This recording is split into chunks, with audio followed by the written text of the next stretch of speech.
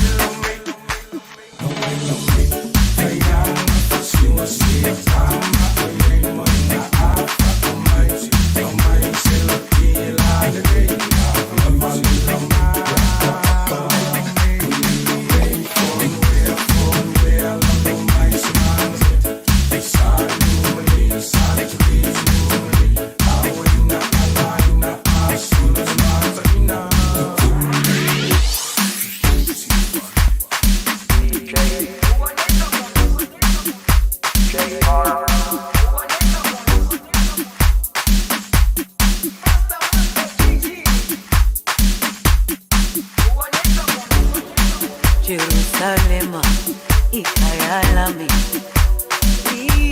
ilondoloze uhambe nami zungangishilana Jerusalema ikhaya lami ilondoloze uhambe nami zungangishilana dawo yami ayikholana buso wami awukholana ilondoloze uhambe nami dawo yami ayikholana buso wami awukholana ilondoloze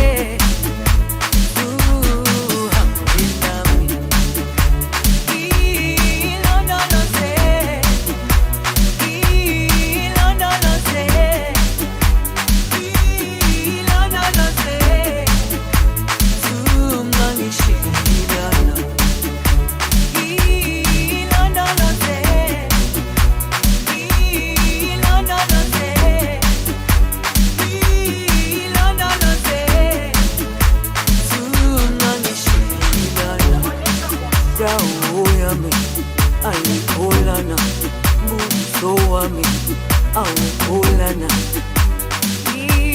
ilondoloze uhambe nami dawo yami ayikholana buso wami awukholana ilondoloze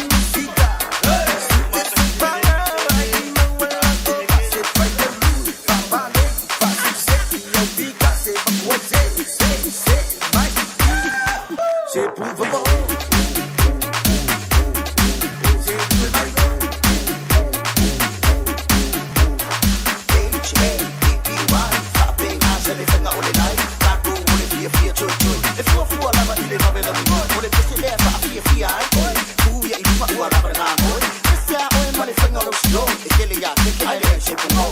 Papa over my key when you stare. So Mikey, back the leg over the hair. Show the get brother man, here we go. We rap like this, we jam go flow. Bang to the limit, 1, 2, 3. P.O.P. we do it like this, brother man. Oh man, right. Run stuff, the rumble, that's it, brother man.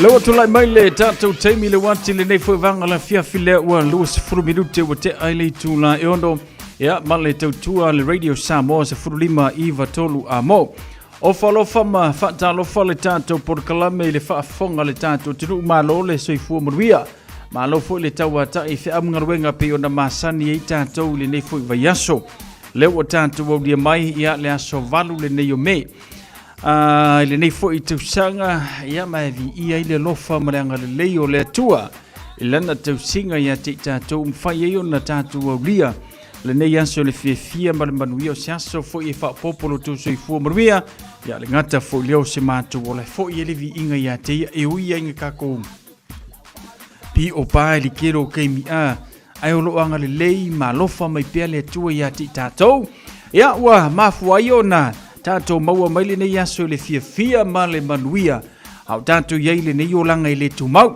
ia ua mautinoa e toʻatele niso i latou e ua lea ulia mai lenei aso lea ulia mai le aso farai lenei aso valu o lenei foʻi masina ai o le agalelei lena o le atua le ua e malei fua mai ai le fanuga lelei o le taeao ana leila o gae maua le ola ma le malosi se ia paia mai lenei taimi o loo tatou maua pea le manava mai le atua ia o lona uiga o lona agalelei faasafua lena mo tatou mafai ai ia ona tatou aulia mai lau folauga ma lau savaliga ia ua tatou fiafia ai i lenei foʻi afiafi lona aso faraile ai lo manatu maualuga sa manuia le amatalio feamugaluega mai lava le asogafua se ia paia mai lenei aso faraile ia nisi foʻi latou e lē galulua le faiʻuga o lenei vaiaso malo le alausu le taeao i feamugaluega le gata foʻi leo nisi o i latou sagafa ma le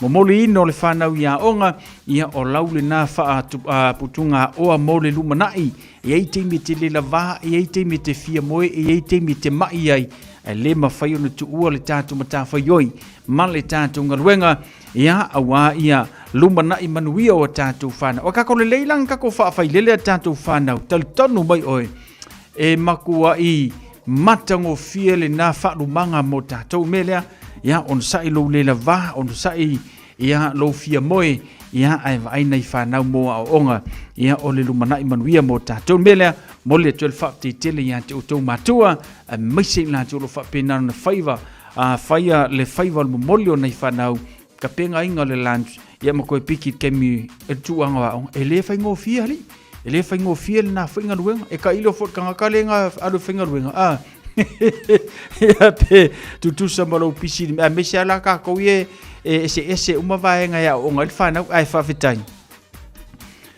o loo tasi ale aʻoga e aʻoga ia le fanau lelei lenā e faafaigofia seʻi vagana ai ua sui se aʻoga e aʻoga i le fanau ia o le tulaga lalana pe ona masani lava tatou faatalofa nai tamā ma nai tinā matutua malo le soifua manuia iā te outou tuasilasina o le tatou atunuu tatou aulia mai foʻi lenei aso le fiafia ma le manuia foʻi e le viiga ma le faafetai iā teia ia ua faapena foʻi ona tatou maua mai lenei vaga le afiafi vaiaso lenei o le vaiaso faapitoa lava foʻi mo le aso sao nai tinā talofai nai tinā ia agalelei le tua iā te oe lenā e te lua mafuta ma seutina sole kei lo oe o le taimi uma e te tilotilo ma e galue ai ma e tausi lou tina faamogiaga uma na mo e a me se seutama ia vagana i latou motusia le mafutaga manai tina ona o le valaau o le atua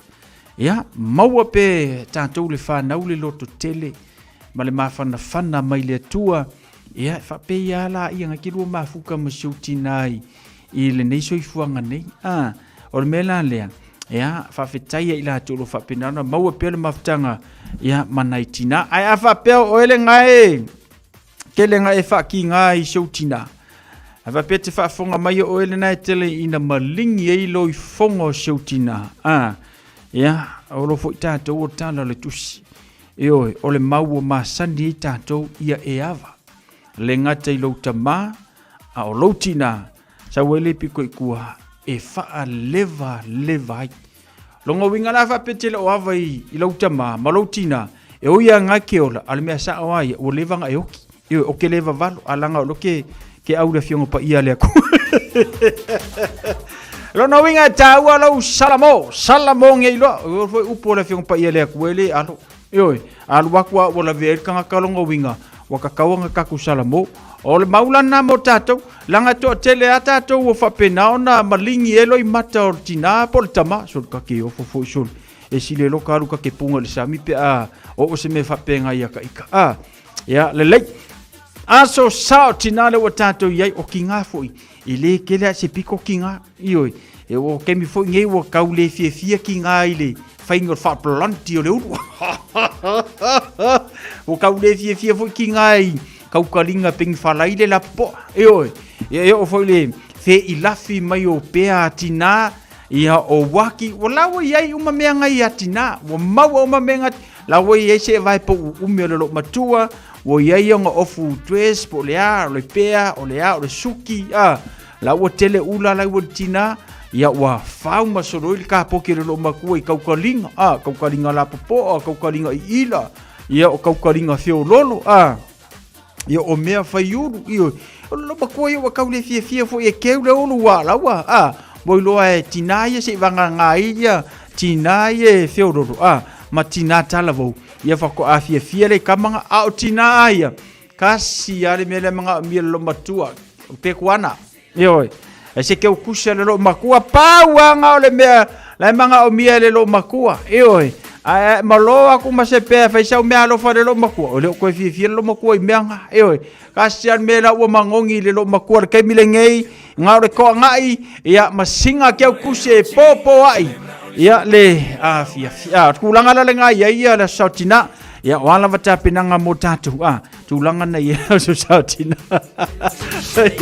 awal fa mama fala so sautina o ki ngai fa ngofia ya ambaka fa ka fa watu tina ile ne ya fiafi ya o tayao va kemi pisilenge yo fa ainga kemi pisange yo fa ainga ya ko nga wo fa se puking mo lo matua ave e fa yesinga nga steki yo fa ainga ngai ma ngai ya a kar kongu mai o ko la kala ele ko fia ka usami le lo makua kasi ale au ngala sautina ole selengi selengi ya le aso sautina umare kati ya no wingala ta pena ta tu le vaenga le na ai mautino ole selengi ya le manga umia le lo matua fa kasi ai lo masinga ko ngai masinga pa umu o mau fa popo ye malo sika ile lo matua o ia renga tina umale tanto tru manuia tele lo to wa sa asau nei ya yese taimi ona tatala leo le tanto leina ya mo fa marianga mo le aso sa tina pe ona ye tanto pesela mo tina umo tanto tino mafuta mai ile nei ya fiafi New Zealand, Samoa, Australia, America, all over the world kakola la fa fifia kula uso ya sile wa ngabalesi mo se pese mo o to la sa tina se ainga o ya se tina miolelei mana lofa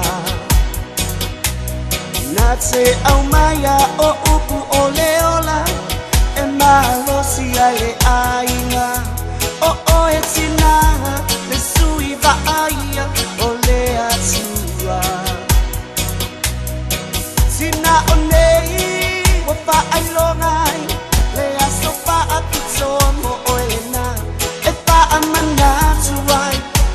Sili oi mea uma Sina aulelei ngawa Sina miolelei Sina Samoa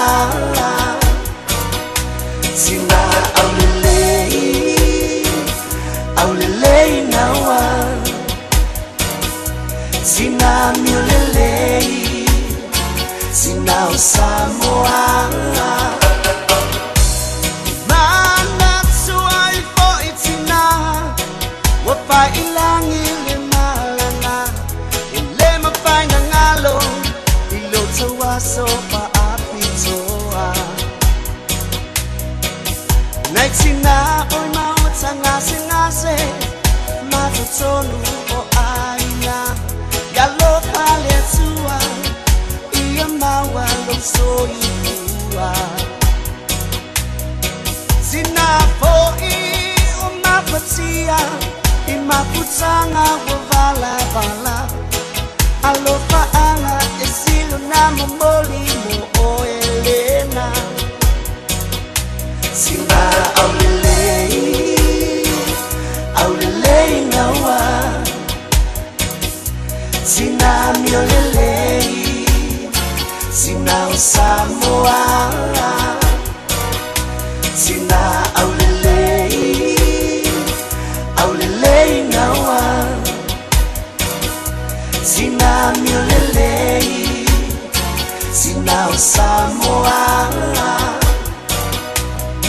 Sina wasili oi Ote alofa yate oi mai leta ele Olo ulo toe Olo uwola oi Olo ufatu oi Sina uma o Samoa Sina aulelei ngawa Sina miolelei Sina o Samoa Sina aulelei ngawa Sina miolelei Sina o Samoa Sina wasili oi Ote alofa yate oi mai leta ele Olo ulo toe Olo uwola oi Olo ufatu oi Sina uma o Samoa Sina aulelei ngawa Sina miolelei Sina o Samoa Sina aulelei ngawa Sina miolelei Sina o Samoa Sina aulelei ngawa Sina miolelei Sina o Samoa Awana e misiela wa manoa mo tau mafa mai Samoa I le Taro Market. Wa tau nu mai tātou ufi, palai maui, ulu tonu, whai Samoa, umu ulu, umu tamu, talo, e sipula, koko Samoa, keke saina, maisi. Toi whamanatu atu fo'i, te tātou Samoa Finance Money Transfer. Tutu mai I le Taro Market, to atu si lua pa lua lima, Fair Mall o Tara. Pevili mai alavini, I le olo tasi valuono, tasi tolu ono.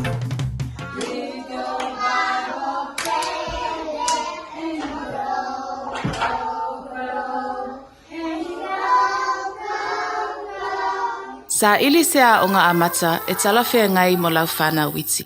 Ai maise I taimita o ngā o le soifuanga. O le St. Andrew's Christian Preschool e le ai se totongi. I oe e le ai se totongi. Mo whānau ma le lua I le 5 tausanga. Ta tala I le asonga fua I le aswhareile. Iwa I le tae au anga I le tolu I le afiafi. Vili mai loa le St. Andrew's Preschool I le oiwa, lua fituono wha 5 tolu wha. Lua fituono wha 5 tolu wha.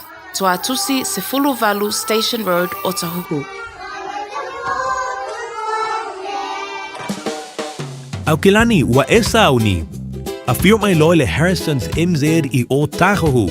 Le fale ofu polenisia pito I sili o na tele ai la e moa li'i tamai ta e mawhanau. Mai ia e sui ai la e o oi mea lofa masulvania e mawa o ma ile no whangai tasi. A fio mai mawha ilo mai le Harrison's 20 e toa sia ai le 20% mai o loa ufa pa uina.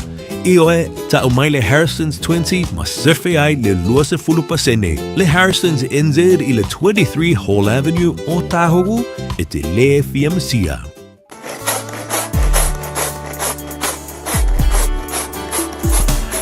Lawa tula mai le tātou taimi le wanti le ne fwe vanga la fiafi male tau tua le Radio Samoa se fululima I vatolu amo. Ya mana ia tanto musika su fifilo yo le nei fu ia fiafilo na aso faraile. Ya ida o mai afa mngaluenga sanga patia mo le tanto tunu. Ile nei fu vaiaso ia me se foi. Ya lo tanto ia ile fai unga o le nei fu vaiaso ia mngaluenga sa fia ngai ai matato. Ai se le tanto por kalama se report mo tanto lunga na wala fa talo fa nei tanto wo ma pa anga do fa tasimai. Ile nei fu vanga le fiafi fa talo fa tu ya Vito Pau malol se fu manuia.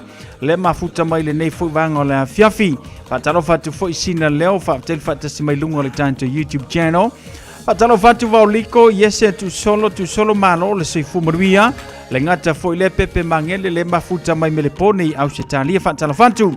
Pasta tavita levuka manuia le nei ya fiafi pasta lo fa tu mo me fortua manuia foi le santina.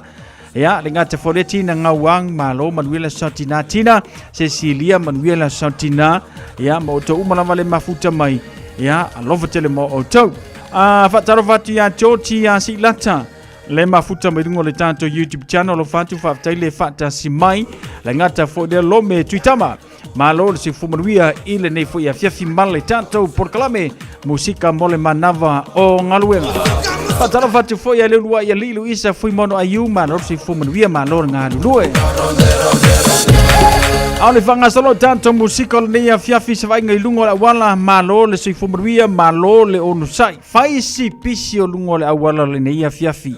Mai lava fo ile manava yo ngaluenga poloka fa solo ato. Yo le kakora lo langi. Yo te lo ia po le meo le pisi o le a so sautina.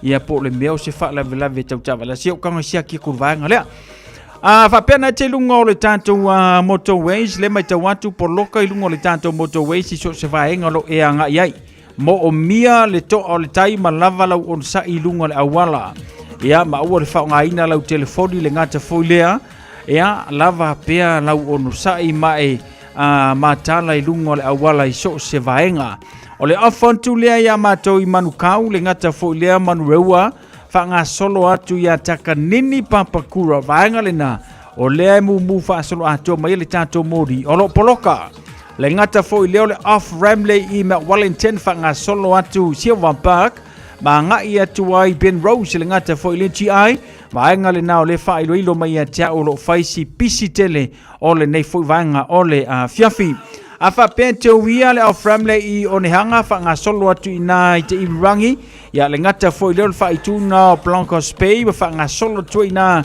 I New Lynn Counselor mal vanga le na Glen Eden por loka foi le vanga le na ile nei ya fiafi lungo le tanto wala lau papa North Shore mal nga ia tu fa I tu le na theololo ai o lo poloka solo nga le le tanto feo inga ole nei foi vanga ole a fiafi pe ona failo mai ya le lei ona ia tato report ile na mo ile nei foi a fiafi lungo le tanto wala mo miele to ole tai lava la on sa I lungo le wala ma vai tanto mo li vai le tanto sa fa tampo la ina ya matulanga e tatau ona e anga iai wala foi le manava o ngaruenga ole nei foi a fiafi so se vaenga lo e wia le nei a fiafi failo mai fai si pisi fa solo ato mo tatou no winga fai le mulu sa o le report la na o tatou le ne foi a fiafi male tautua le radio sa mos fulima I vatolu amo ya wala foi le mana wa fe am ngalwenga le tatou tu mai se ni so ila to fa pena ya ona fa saunia tu mo ngalwenga le ne fiafi malo la vanga lue malo foi le fa ma losi ya la fo se tembo le ne fiafi ya fa mai ngalwenga ya va vera I ko fare pe akale ngo kaya yo Luz fumantas minuto Natalo lelo itula fitu Solenta o filo alle pista Sua fa alongo mayotalina Tu mai olongo nganga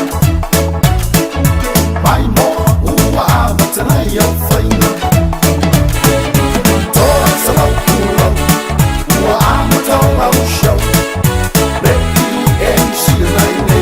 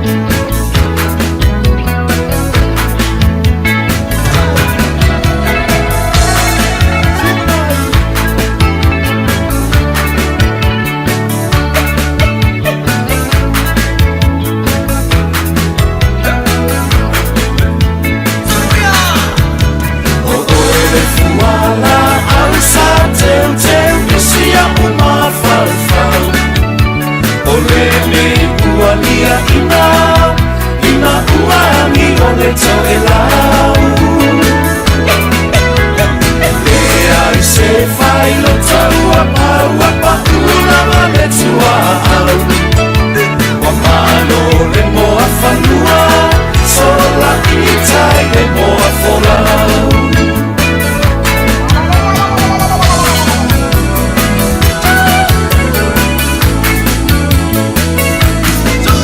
loku wa asa tu tala noa sa wha a moe moe atu i whonga noa ole e ua leo usu e wo foa le moli mai a moli maula ua emo mai fa anoa ola uma a tai mane ua a vea fo i se fai oroa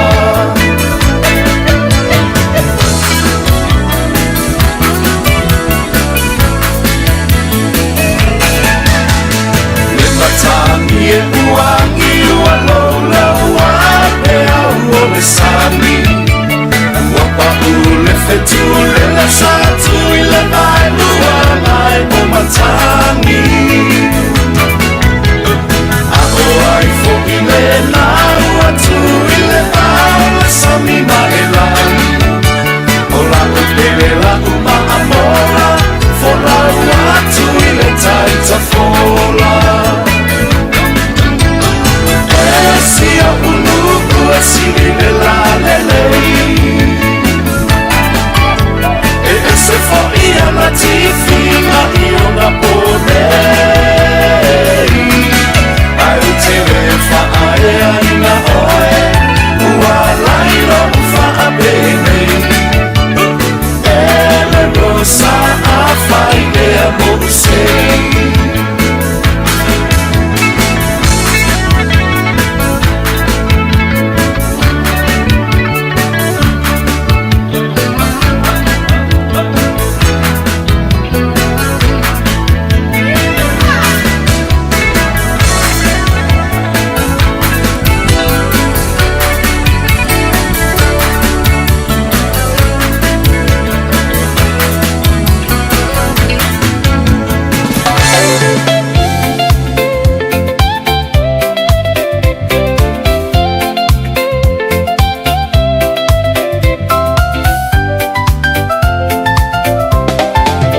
Sauia e show, i le siva go-go o le mau i lava lena o le au talavou fai mai lava lato e mana o i le show saulo ala ia le matu ai so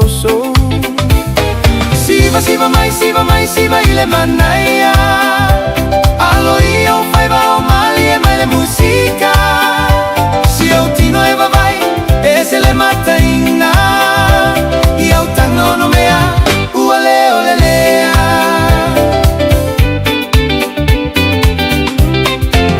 au ele au laiti so mai ai le tuisi milo lo tino masi ova e pe si alui lalo e alui luga e alui lalo pe se mata vili feliu ai solo pe se alu o le maligi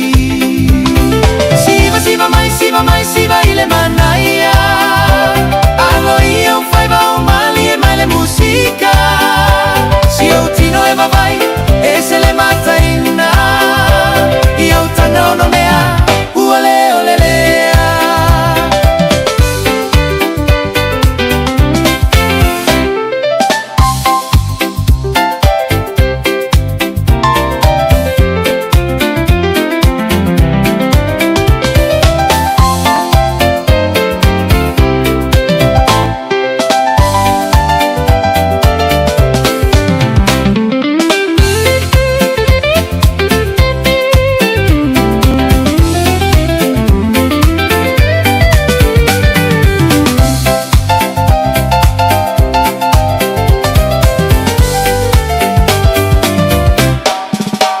se lo fomi pe si vale wosi e la ala a fa sipa solo pe e fai ma oli Fusi ma o la o paga e fa a fesa gai fogi Oia ole au puoli Wa peio ni te moni Se mai loa Ilau siva Samoa Oli whaatau salamaya mai sau sau noa Ilau taga ono mea lo sei fai malau itoa Lau mata ata ata ua toa toa Siva mai siva ile manaya Alo iyo fai vau mali e mai le musika Si o tino eva vai e se le mataina Iyo tango no mea uale ole lea Iyo tanga ono mea uale ole lea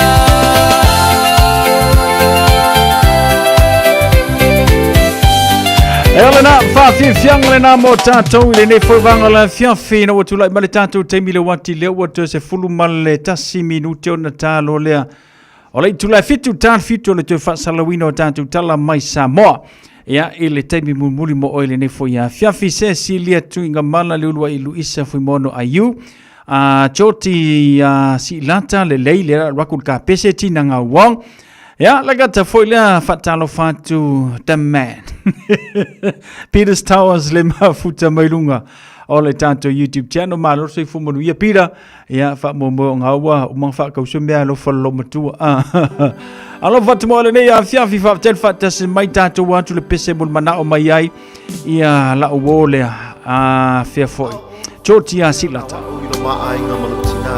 Awala fatuai ya mo siana walota le mafuta mai foi le ne ya fiafi male tanto por kala musika al radio Samoa se frulima iva tolu amo ya pe oni ili tanto tutua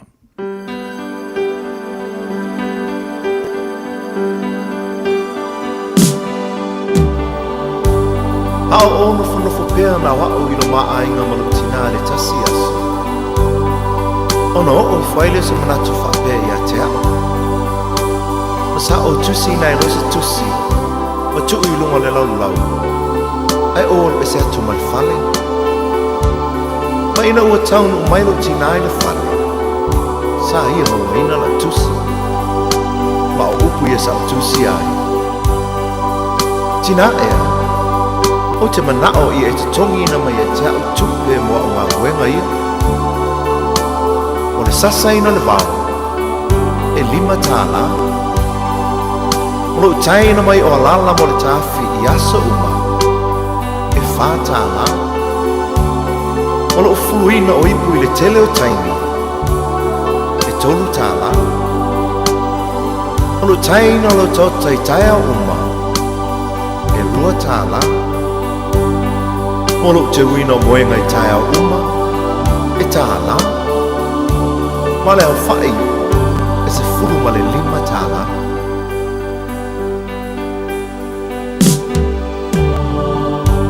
Ina o te fo i atu le whane. Ua le ailo tina. A o upula nei o langa tusi.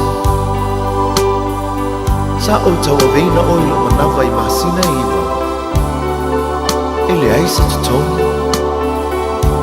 Sa o whaasusu ma whanga ia te oe. Ele ai se te tongi. O te moe tau langa i po uma ma wha ma whana whana ia te oe pe a manu. Ma o te talo mo oe. Ele ai se te tongi.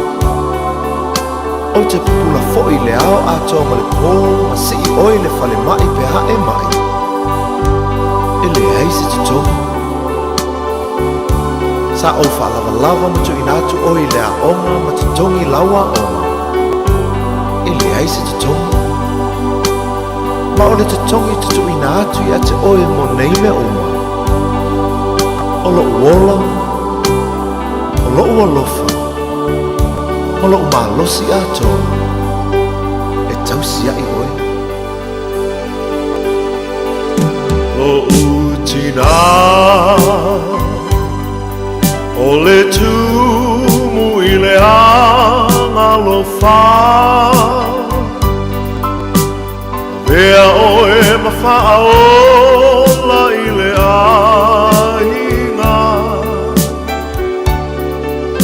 Te le whaafiti pua puanga e ngalo fa pefea i le tina na whanawala na tama male tinga na loi matau le alofa e iona fonga i taimi o pua puanga o umatai nilingi mai lo manuia i lo utina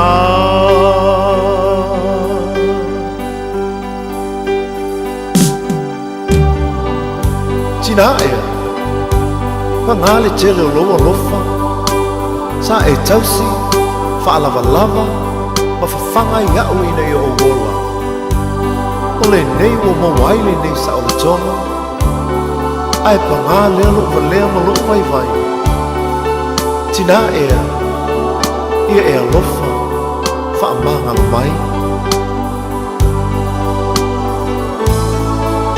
Elena tai lona lofa ai tuina te foi lona ola every time ai ia mapua puanga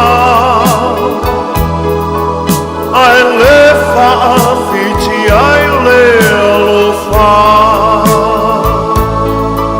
ai mai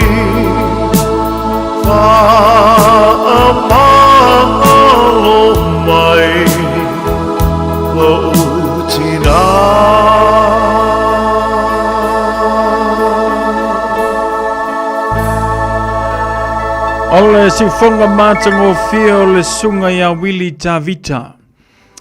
O le pesele masalo o le pesele o le luas fulu ma le lima i le tolus fulu tausanga taluai. Ia, ai o loo ola pia i loto ma nganga o le tātou a tinuu. Whatunga foi o lea foi tamali o le tātou a tinuu. Ma o se le songa tāua tele maunga lea e pese atua i le pese.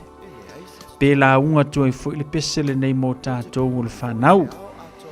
Ia, te leo i loa pesa manao i na iau mātua e tutongi atu ni tupe ua e whaalu mo la ua. Te leo i loa foi pena toe whaatonuina lo ta māpo o lo tina ina ia tutongi atu ni mea ua whaaluina ona o la ua. A tonu foi o lo i aise mawhau ia te ore nei teimi e te talanoa i lo ta māma lo tina. Ina ia totongi ni tupe e tau ia ai au ngā ruenga o lo whaia mo la ua. Ia, ai a veale nei ia fiafia o tātou wanga atu mo le aso sao tina. E totoa i lo loto mo lo fatu upu o le pesele nei. Ia, pe ona tau whaafonga mai ai. Ia o esele nei au ngā tupulanga ua tātou iai. Ka kou yaso ia. O le ala i le papakua, o le lua, o le wha, le papakua, ia o le ali, o le ko inga, o le mea, o le kingo e kau ai, ia o ongo, o le salu lima e pakia pakai, pakua po o whea lavo le kingo o vai, e le aise upu no tātou tali atu iai, ai na i u manuia ia le ola a o ina, e i foi niso i lātou e le i, tau le sini o onga sai ai. Ai ole le lei o langa. Fai fe au isi. O isi. Tu le lei isi. Au ka kua mai lo neva i kemi. So le makau kia. Saulea news. Mo miser kama maluntina. Saulea news. Ua ave whanau mātua il whamasinonga. Saulea news. Ua tuli e teine ma non to lua si ona tina. Saulea news. Wa vesi ma kua ma whangau. O ka se whangoa ngā news. O lo tupu le teimile nei. O lo tupu i le teimile nei. Ka ko whaalongolongo le kusi le nga awerkinga. Ko kongi aku mea nga whai. Alal tali o tina. E le se me ko kongia. E ofo ina atu lo naula. E tau iai ia siana tama. Ia, tātou toi mawhau le iwa masina. Na tausi ai tātou e nei o tātou mātua. Whawhanga, whaalavalava, whakaele. Ia, o ai ku ai ngā mangongi ku lau le whaafonga le tātou tenu sa kako mangongi ai. E le i fo i e le tina. O tina ngā whamawaenga ia. Ia, au tātou whaasauni atu aila i le aso sao tina. Ia e langona a mata atu i le so.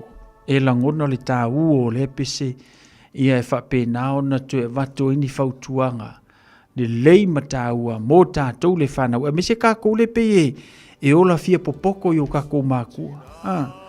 Po le alawa le kele o kupe, po le ale kele o lo wola wa o ina nai ai. E le kai kukusa lo malamalama ngai ai. Malamalama o lo tamama lo tina na o ina tātou. Ia, au whaafonga mai fo ina i o tātou mātua. Au e te tu wava noa i whanau.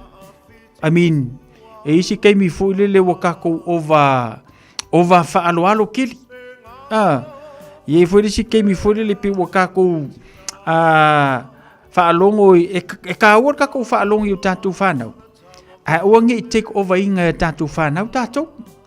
Le si vaenga, le si a onga tā ua te le nā mō tātou. Tātou whanau, ia, le a onga le nā mō tātou, le nei a fia o tātou wanga atu. Mo le aso sao tina, a whapea ngai whaali alo fia poko i o mākua. Le ho whauki ake oi. O le ale maua lunga lau ki ke ringa iei. I le kai so, i le malamalama o ta mama tina. Ia, tātou nai ngafa ma le tau singa o nei mātua, ku ui e lo fai mele lei, wha mole. A lofa i ai, kausi i ai, a mawai atu lātou. Ia ngā maua umala i ele tātou o whamarianga mai nei o tātou mātua, manti la ia. Ia, o le tātou whamanatu nā mo tātou ina watāl fitu sumai al whaafonga i tātou tala mai Samoa. Usi mai alau whaafofonga o le whaapoponga fo ele nei o tala whao mai Samoa. Awina sa mai mo oe e lau leiti o whalongolongo le Radio Samoa, tasilima iwa tolu amo. O te whātalo whero tātou utanoo, tau alunga le ngā ruenga le nei vā yaso, usi mai alau whaafonga. A o whaataria le taunu unga o suenga po test. I le a fia ma le tango fia o nā koti po whala au whaasaina. Mo le vasenga o leo si nia i mtanga ruenga o leo, whale pui ma le toi fuataina. O leo wa whaailoa le mtanga ruenga le taunu uantu o le taunu unga o suenga na whaia. Mo le sui komasina malana pulenga. E lei se isio i la tau wa wha maonia i aini a afianga. I le wha o ngā ina lea o whala au wha saina po na koti. O lea suenga sa whaatino le no fuanga o suenga wha saia nisi po le sros. Wa wha ilo ai se wha sara launga i mtanga ruenga i lana upenga te wha ilangi. O le whai o lea suenga e wha mautino ai. Le tūlanga māwalunga o le ami o tau sili ma le wha maoni o malu o le malo. I le whaatinonga o lātou tiute, i le tango fia leo whala au whasaina. E leo whailoaina le mtanga luenga, pe whaafia o na whaia ia suenga le tausanga. Ai o le te mua le nei o whaia i lea tūlanga e pei o na wha mautu, i se whainga whaavae, ua maea o na tapena. O le whaatupeina o awa o ngā alo ma whanau o le atunu o lo o awa uina, i le Universitea o awa Samoa, e le taungo fie, ma o nisi o whanau o lo o soani tupe o le poloketi miliona, i le tutongiina o lato pili. Peitai o nisi o whanau o lo maua le soani, mai nisi o Samaria anga le lei, e pe o le malo i Apani ua tauala mai le whaalaputonga whaavae, o le Yasaki Kisuna Foundation, le whaatupeina o mata upolo o ao ina i tutonu o universite, ma e to luas fulfa whanau, e au fia i le to iwa, o lo sua ina le whaelonga bachelor, to lima o whanau o postgraduate students, to wha o lo sua ina le whaelonga le master, to tasi o lo sua ina le whaelonga le PhD, ma le to lima o whanau i o lo a onga le vasenga, o le tausanga whaavae po le foundation. O le sui o le malo ia pani ma le sui o le Iasaki Kisuna Foundation. Na a wai se saudinga, na whaelo ai lea fasosani o avanoa Sikorasipi. Le ana momori ai ma le whaafitai, a le puresiri o le Universitea o Samoa. I le anga le leipea o lea whaalaptonga mai le company o le Iasaki. Sa pito to tere o tātou tangata sa whaingaru ngā i tau sanga ua mawai, a o whaangai o ia lea company i Samoa. I le lua le nei o vai aso sua nei lumo se lau lau o whaatonu. Mōri mau o le whaamsinonga o le tamā o pokati tuu, po o pokati whaatau i. O leo o mai o whonga ina mau o leo, whaapea mau te te ea le o lo molia, i le soli tū la whono o le whasio tangata whaamoimoina. E peo na whanu ai le so i fua o se ali i leo satini, whaapea se tamā o le fio anga o no whaali. O le stofi na tu ina atu ai fo le sanga ma fina unga whai ua lo ia leo, whaapea le lo ia o lo tū lai mo pokati. Ma le asfredo nei va yaso wa tawalunga ai. I le saunanga whaai ua le tamai te whaamasino. O lo whea ngai malea whaamasinonga, le fionga le utele ni a vā mata tuatanga loa. O na ta oto tuai le ilumo le laulau o whaatonu mo le lato i loilonga ma se whaai unga. O lo te te leo ua molia i molianga leo. Ai o le ali leo satini ua maliu, o peni a mina perite, ma le tamā fās furu mo na tupu tau sanga na whanu ai o laso i fua, i le ngai o inga o lo tua i ai pokati, i lona whao ngā leo se la au malosi. Wa atoa le tau sanga ma masina e fitu, o nofo tau fia pere wa inga leo le ua molia, i le whaia o lea sori tūla whono.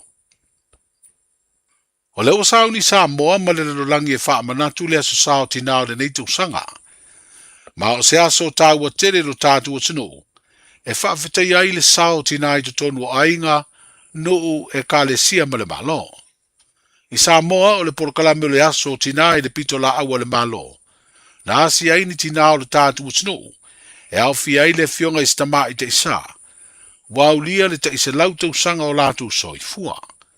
O whaelo le mtanga luengo tina ma tama i tai, a tina e o fio anga maanga fiso tai na whea ngai malea asia singa. O se whaelonga leo ni tina, o le tātu mutunu ua tere do lātu sao, i au nanga ese, ai mai se lava o le whaafua loa ai ma lo lātu soifua. O le fionga le tamai te isa ua ulia le se lau o na tausanga, o le fionga i a sister tolotea, ma tina o korotita le au pepe o whaastoo, tausoa le iua fata o whonga poa, ma ele ngata le tonu o vai pua. Ele ngata sa sia mtanga ruenga ia tina mātu tua o le atinu. Aina whaia fo i se porokalame. Wa mana i aitina o lo avea masui tama i tai o nuu mafio anga. O nei tā ua le lātu tautua lango. I le ngā rue ngā sui o nuu po o pule nuu. O le amana i o tina o lo avea masui tama i tai o nuu. Sa a wai le minsta lango le mta ngā rue ngā na ia whaafeteia le ngā rue ngā whai. A ia tina o Samoa. Manu ia tere le aso sao tina. Ua na o le Radio Samoa se furulima iwa toru a mo e tautuaina o e ilangu ngana fitu aso le vai aso.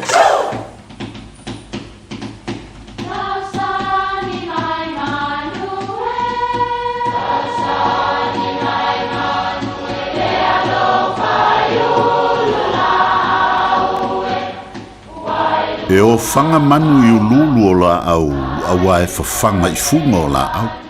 A o le tangata, e fafanga i upu matala. O le mafileo o alanga upu mamuanga ngana Samoa maona whaapongai, e a fua ilo na sio mianga. O lona lea sao i le whaatufunganga o le iloa whaale aso, mai le tautua se ia o ina pule. O alanga upu mamuanga ngana, ua lanto mamanuina le tō whamanino a Samoa, mana tua foi, e tāo fitau muli le atunu. Ua tofu tia ua i le papa. Whapea le tala o tia ua, o le toia ina whaasale le anga e whapea.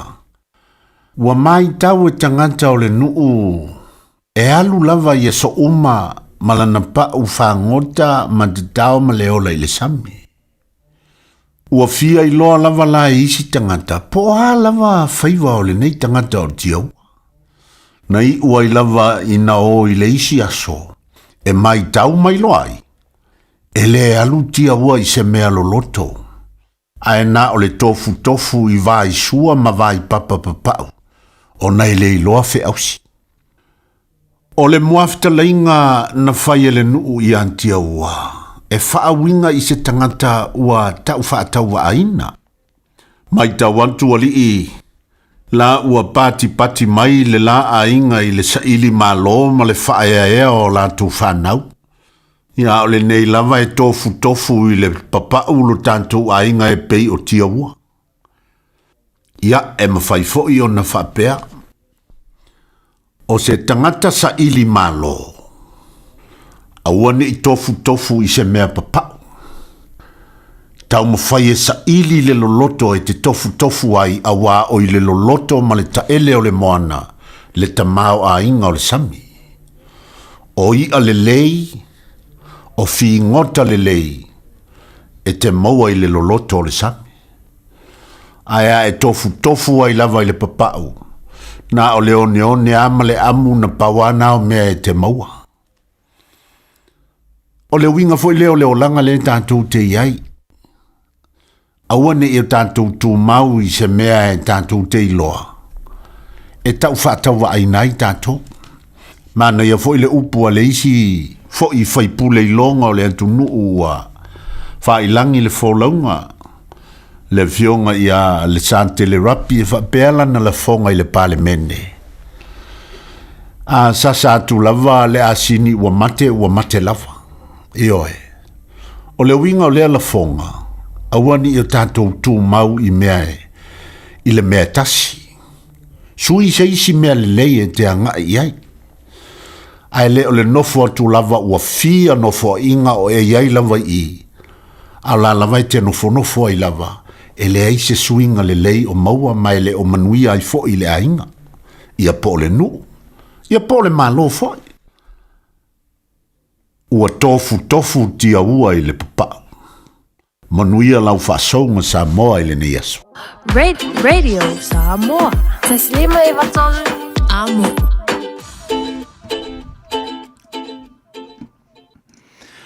O le nau poena whaafonga le tātou tunu is whapaponga o le tue whaasalawino o tātou tala mai Samoa I le nefuvanga o le fiafi.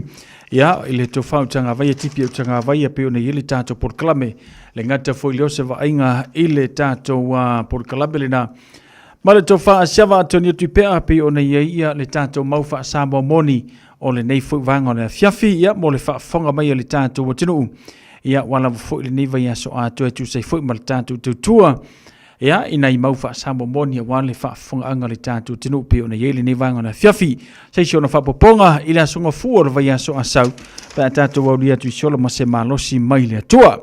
Ia lo vai atua o fo teimi o le tātou talo le tau. Whanga solo folo le tātou porkalame le nei fo ia fiafi se pa ia le tu lai valu. O le tātou porkalame o le te talo moe.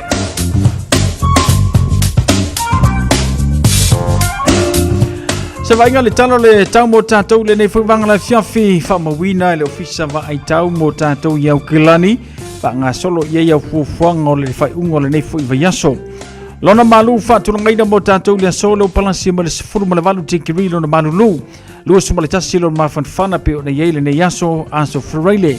Langi le leile so pe tai na iei nei savili na afiele talo le tau mo tātou whaatase mani nei au aoa. Ia, palasi nei te munga la iti lava fo inisio vaenga o le tātou tenu e petai matere lava fo ina langi le leile talo tau mo tātou le aso atai a ila so. Aso atai le whamawina fo is furumar valu lava ti kirio la ienei pua o la afia le talo tau mo tātou le tai au. Ia, to uru va vasole ne te munga inisio vaenga matere lava fo ina langi leile talo tau mo tātou ile aso atai au. Aso sa le whamawina ile luas furumar tolu ti kirio furumar leono lona malu mo tātou la palasi toi le talo o le tau. Mo tātou le aso wharaile, pa ia le aso ngā fua se whurumariwa tikirilo na malulu sumaritasilo na mawhanwhana. Se pa ia le aso lua le whamawina i le lua sumaritasilo na malulu se whurumarivalu na malulu sumaritasilo na mawhanwhana pe o na iai.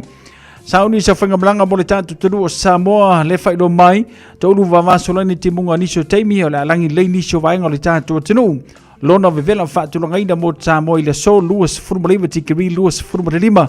Lona mawalalo fuafuaina mo tātou peafa pe ona sauni sau whaingamalanga mo le tātou tunu o Samoa. Alo ye pēnei te munga inisio teimi ia pitai e langi le leila bafo inisio vaenga o le tātou tunu pe o le tala o le tau i le whaiungo le nefu i wa yaso.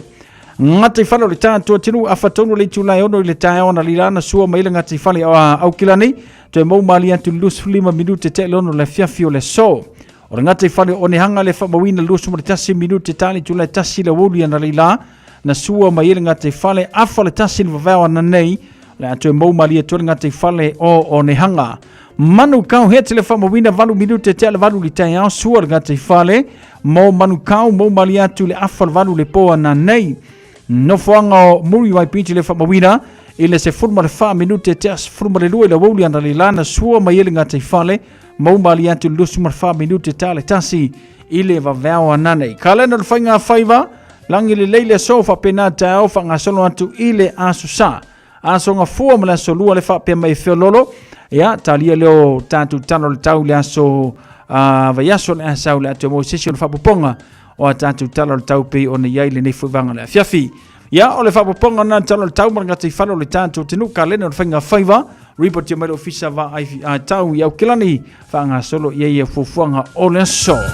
Se forma le 5 minute ua te ale tula fitu. Au kilani wa esa uni. A fio mai loe le Harrison's MZ i o Tahohu le fale ofu Polynesia pito i sili o na tele ai la e moa liil te mai ta e mawhanau. Mai ia e sui ai la e o oi mea lofa ma Sylvania e maua o ma ile no fuanga e tasi. A fio mai ma wha ilo mai le Harrison's 20 e to asia ai le 20% mai uloa ufa pa uina. I oe, ta o mai le Harrison's 20 ma surfe ai le 20%. Le Harrison's NZ i le 23 Hall Avenue o Tahogu e te le fia masia. I feel maua so sad. Omega ka. Ianga loi moa. Omega ka. Tabale tau mo fie. Omega ka. Fili mai loi le Omega ka. Omega Cars, lua selau Cavendish Drive i Manukau. Po le telefoni o iwa lua vitfitu 5 tasi lua. Susu mai Manukau ne Omega Cars. Umalole keisi le Omega Cars. Talo falava, o nei le nei mai le imisau training. A fai e te fia o au ito mai fai kofe, fei loa i matangata fau, ma fau sia lolo totele e a matai se ngā luenga fau i se fale kofe, po se fale ainga, les tala nei loa i la mātou Food and Beverage Skills course, le e a mata i le masina o me. E se fulu 5 vai aso le umi, ma a fai e te anga waa e le ai se tutongi. Mātou te mālama lama e whainga tali toi fo i a o a onga, a o emisau o se a onga e peilawa o se a inga, ma o loo iai whaia a onga e lango ina o i taimi uma. Wala au mai nei loa, i le o walu se lau, lua wha, wha tolu walu. O lolu manai e a mata i nei. Talo whalawa o le siufonga le nei o Samoa, le Radio Samoa.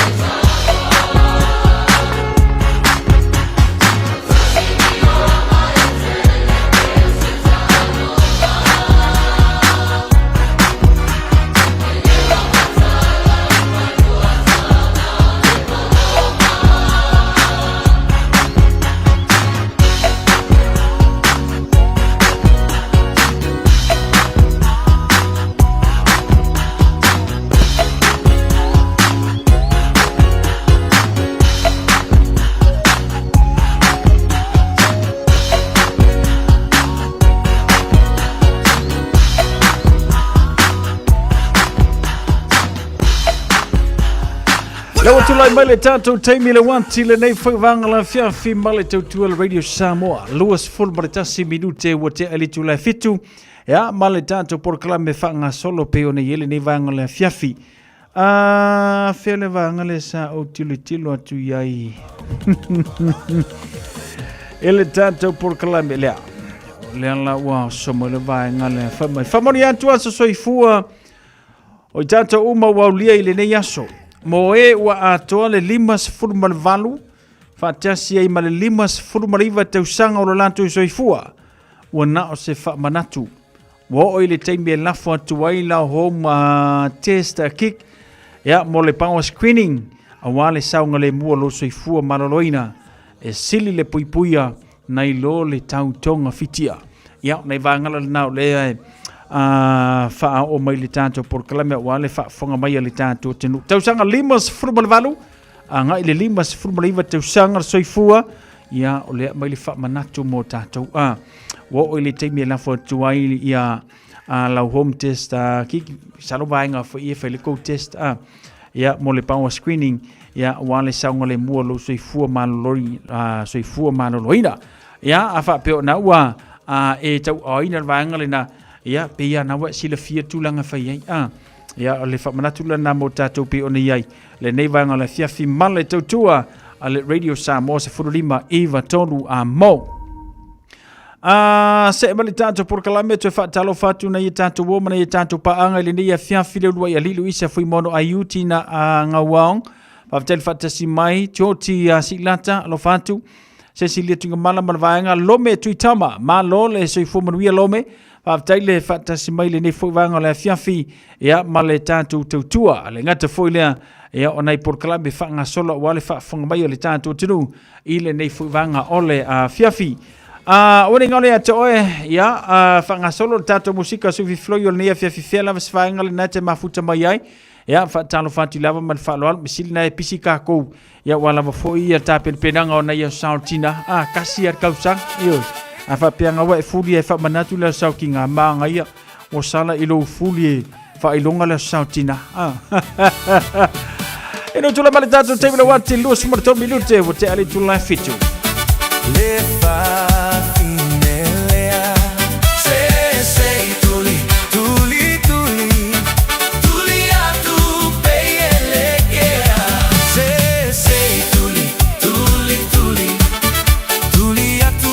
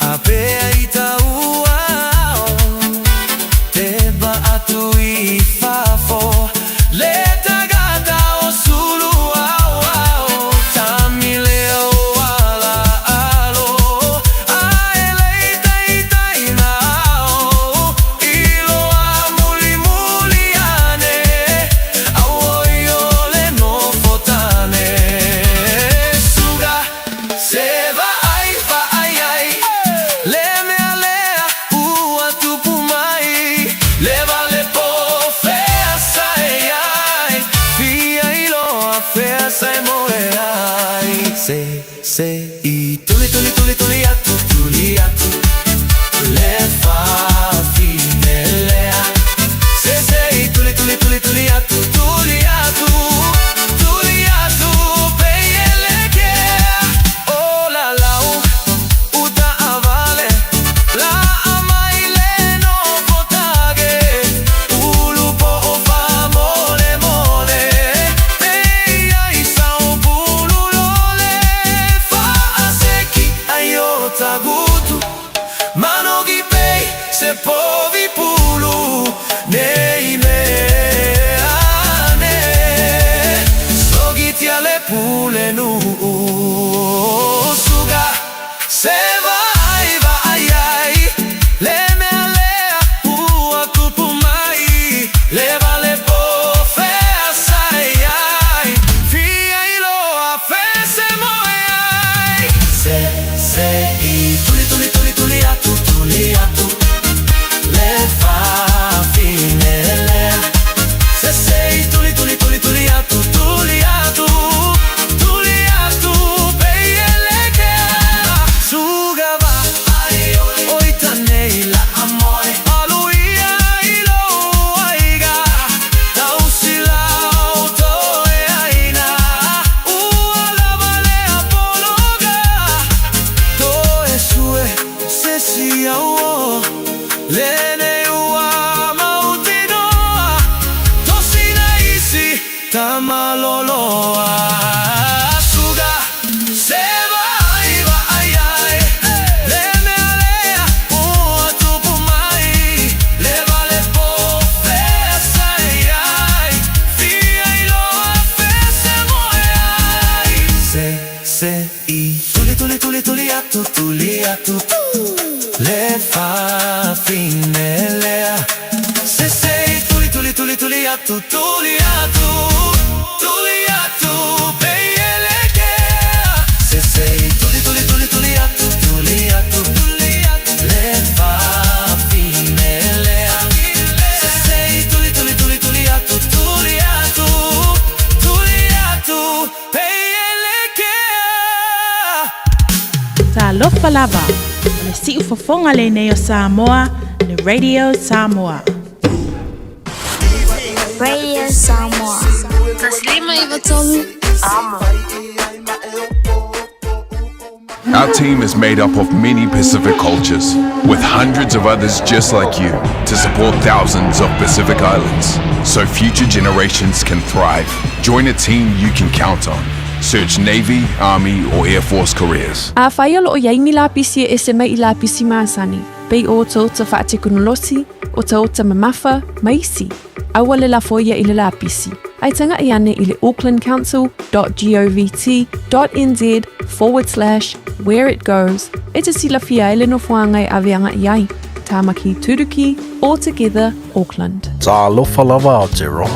O le tala fia, ua whaiti te nei tausanga mai le ono sa fulu 5 tausanga le matua o le soifua. Ua whaatino i nai po le kalame o siaki ma wha ata o le kanesa o tau whale. E le esenga le winga tele te whaia. E au lia lo le 5 po le 5 tausanga le matua o le soifua. O le alafo fua atu I lau pusa meli, ia le pusa mo susu enga ma wha ata o tau whale. Ma wha manu I atu lo waso whanau. Ai o le vaenga le leiai. O le a maua fua pusa ma mea whainga luenga. O le whaatino I na o ia wha ata ma suenga e tai lua tausanga ma lafu atu. Se ia o lava ina I e au lia le 5 tausanga le matua o lo soifua. A vave I loa, ma maua a unga o le kanesa I le amatanga. I suenga ma wha ata o tau whale. E ma whai o na tonga whitia ma le manuia. E le aise te tonu. E vave ma whai ngofi. O suenga ma wha ata o tau whale. E ma whai o na wha asao I nai ola. A maua lo lau pusa. 24 hours a day, 7 days a week. Radio Samoa streaming live on www.radiosamoa.co.nz. Le watu la mai le tātou teimi le wati le nei fōwanga le fiafia ma le tautua le Radio Samoa se furulima iwa tolu amo. Ia, I le nei fōia fiafi ma le tātou porkala me le wotu tilo atu ia ua awhale I tu la fitu. Ia, ma le tātou porkala me whanga solo. Leo te mawhauwhaufu lili te leo tātou spesoro whanga solo nei le te lo vaenga. ia pe no uta ua le teimi ua sola ia kau fa le ai telefoni se ta ua nisi mau mea mo le sautina paulava ia makua i ma ngaia le saistu ia la tua ia fa tasi ma le kusia le lo matua ia o makua i over fia le lo matua i le fa ilonga ina o le sautina o le nei fu tausanga ia fa pe na sa ni fu tina malanga mo Samoa e fa ia su o ka makua i ma ngaia kele a se lau pasene ia le vaenga le na fa fie fo i se tina i le latunga so sapi o na iai ia le nei fu tausanga ia le lei o nei vaenga le namo fa fonga me le tanto tinu fa talo fatu ia seki Samoa 5 lunga le tanto YouTube channel fa talo fatu malo le soi fo manuia le ngata fo ile ia o nisio ila tupe on mau me le tanto por kalami fa talo fatu malo le soi fo manuia le nei fu vanga ole a fianfi panga solo tanto musika se ia pa ile tu live valu le tanto por kalami ole tatalo moe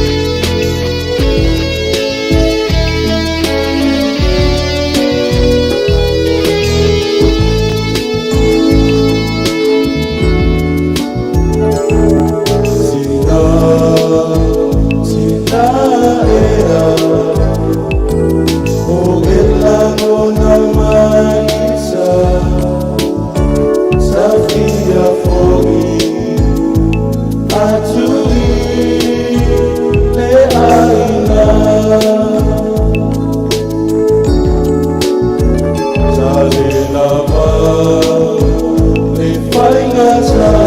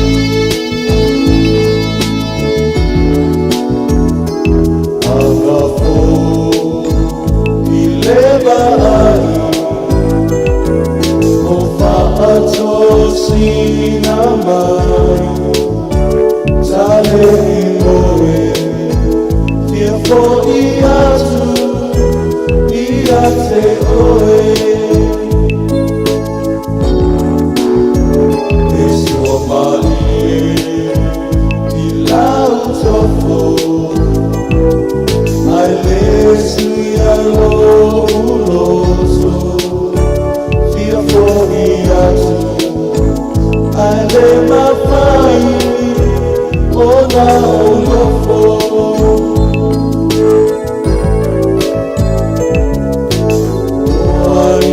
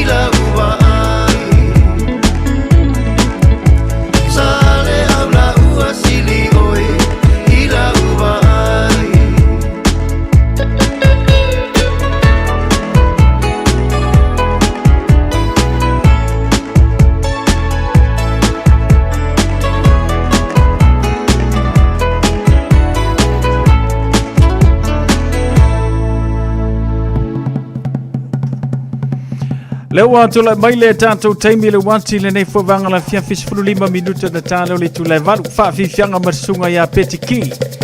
Ya male vivi ingala nasio mato fio ango sale aula motu tele sala fai.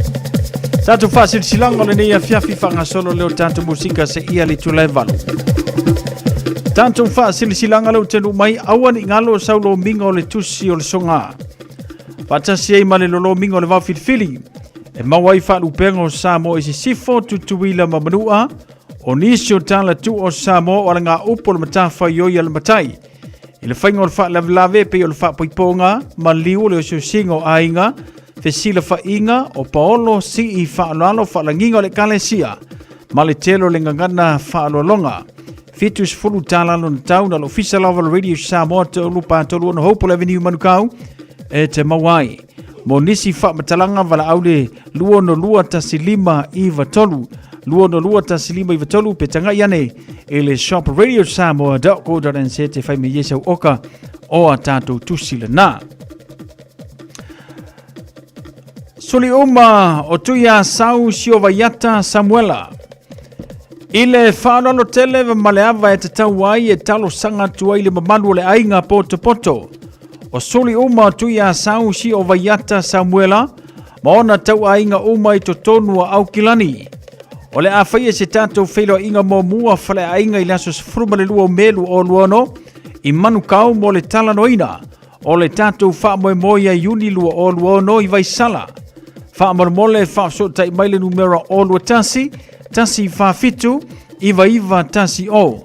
O lua tasi wha fitu, iwa tasi o mo le tuatusi manisi fa matalanga fa fetai tele sainia le nei fa salalaunga e fui maono lu isa pa raha se fuiva tu ya sau maxa malama ma famu inala ilo lo sainia le tatu fa silanga le na ile nei fuivanga le fiafi Sulio tu ya sau sio vayata Samuela na o matu tatu fa silanga le na fa aftai afio anga pu ai savai ano foia fale mua fale va ai ma fale seu o ti ama o lunga o na fa pelo upu se o lilingo le fongatia o pa ule tua vao ma fua malu o tangata loa le vao filifili male asa sangata ono mato fa tulo le samo yo pa ia sau ngata o le ale o iai so mato leo tulo na lava ai fa sino tonu le nei fa silanga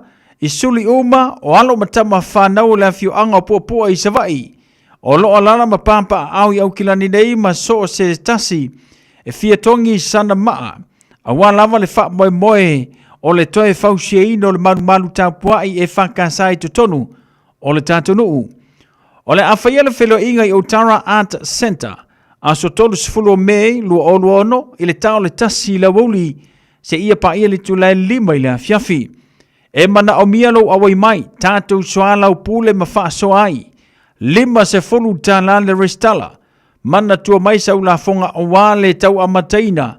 O le nei wha moe i le ava man le wha analo tele. Wha moe le auli atu le nā so tu upoina. Tātou whelo iai le alofo le tātou matai. Wha whetai sei nia le whailau tusi ma le laulau. Le maftanga alo matama whanau. Pua lo sainia le tātou wha silanga lena. Whamolmole maftanga vai e sa fata. Se iutangia mai le nei wha silanga tāua. Whamolmole wha manatu atu le tātou maftanga i laso tona i nei. Iwa melu o luono. E leitu la tasi la woli. O le a whaia lava i le lao alu tui mga maunu me la wha lenet place i mangele. Talo sangatu male nganga mawalalo. E mana o mio lo tata o wai fatasi le nei maftanga. A wā lava le wha mapopoina wa tato fuafuanga wa uma o na wha polo kalameina. Mo le masina faua yuni. O le telo sulu e mawai fingota. O le tato ngā lulu e fatasi foi. E mama ai se avenga. Tato talo sia le na aso ua tō whaina. E a tato au li atu pe atu sai. Ma le fina ngalo alofo le tamau le langi. Whamolmole, mo nisi whamatalanga, whafso taimali te fono, ile numero le olua tasi oiva, 5 valu. Olua tasi oiva, 5 valu. Whaftai, lo laua fono maftanga vaie, o lo sainia le tātou wha silanga lena. Alo matama whanaua mo taai au kilani New Zealand. Ole ata o toia whai o tailo lonto pa ia mau Samoa. O le nei wha silanga e wha sino tonu le mafutanga, alo matama whanaua mo tae au kilani New Zealand nei. Talu ai o lo o iei se mata upu tāua e fia maua iei sou finangalo. Ua talo atu ai lo o tau mamalu, fia maua se tātou filo inga wha mole. No foanga masani PIPC, papa toe valu sifulu anga ile valu sifulu malelua, Riley Rowe i papa toe aso sifulu maleono me, aso to na ile tu la sifulu malelua ila woli. Tala soifua i le lofo le tua, lo o tau soifua i le naso. Ta ua tele lo awai mai whaftai tele, lau ma le maftanga. Alo matama whanaua mo tae au kilani New Zealand. O lo o sainia le tātou wha silanga lena i le nei fo i vaenga o le a fiafi.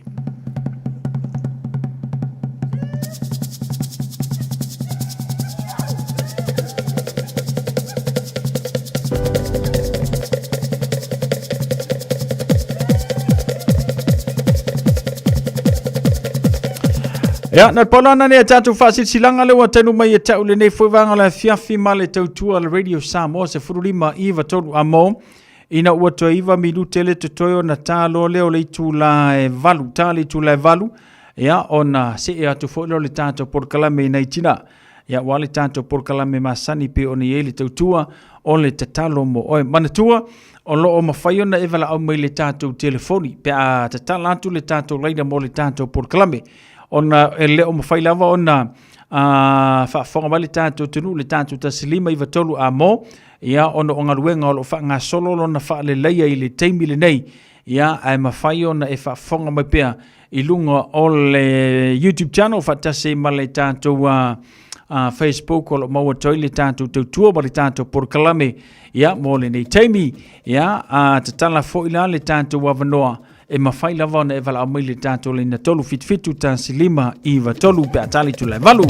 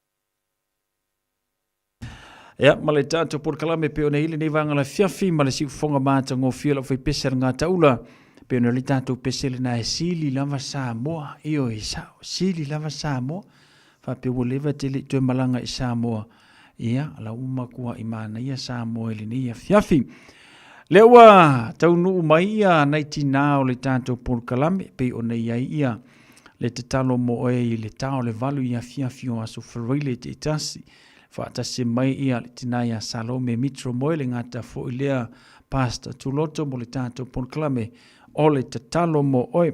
Nā no tue whamanatu mo oe o loo mawhai o na e wala au mai le tātou leina o le tātou telefoni o loo okay.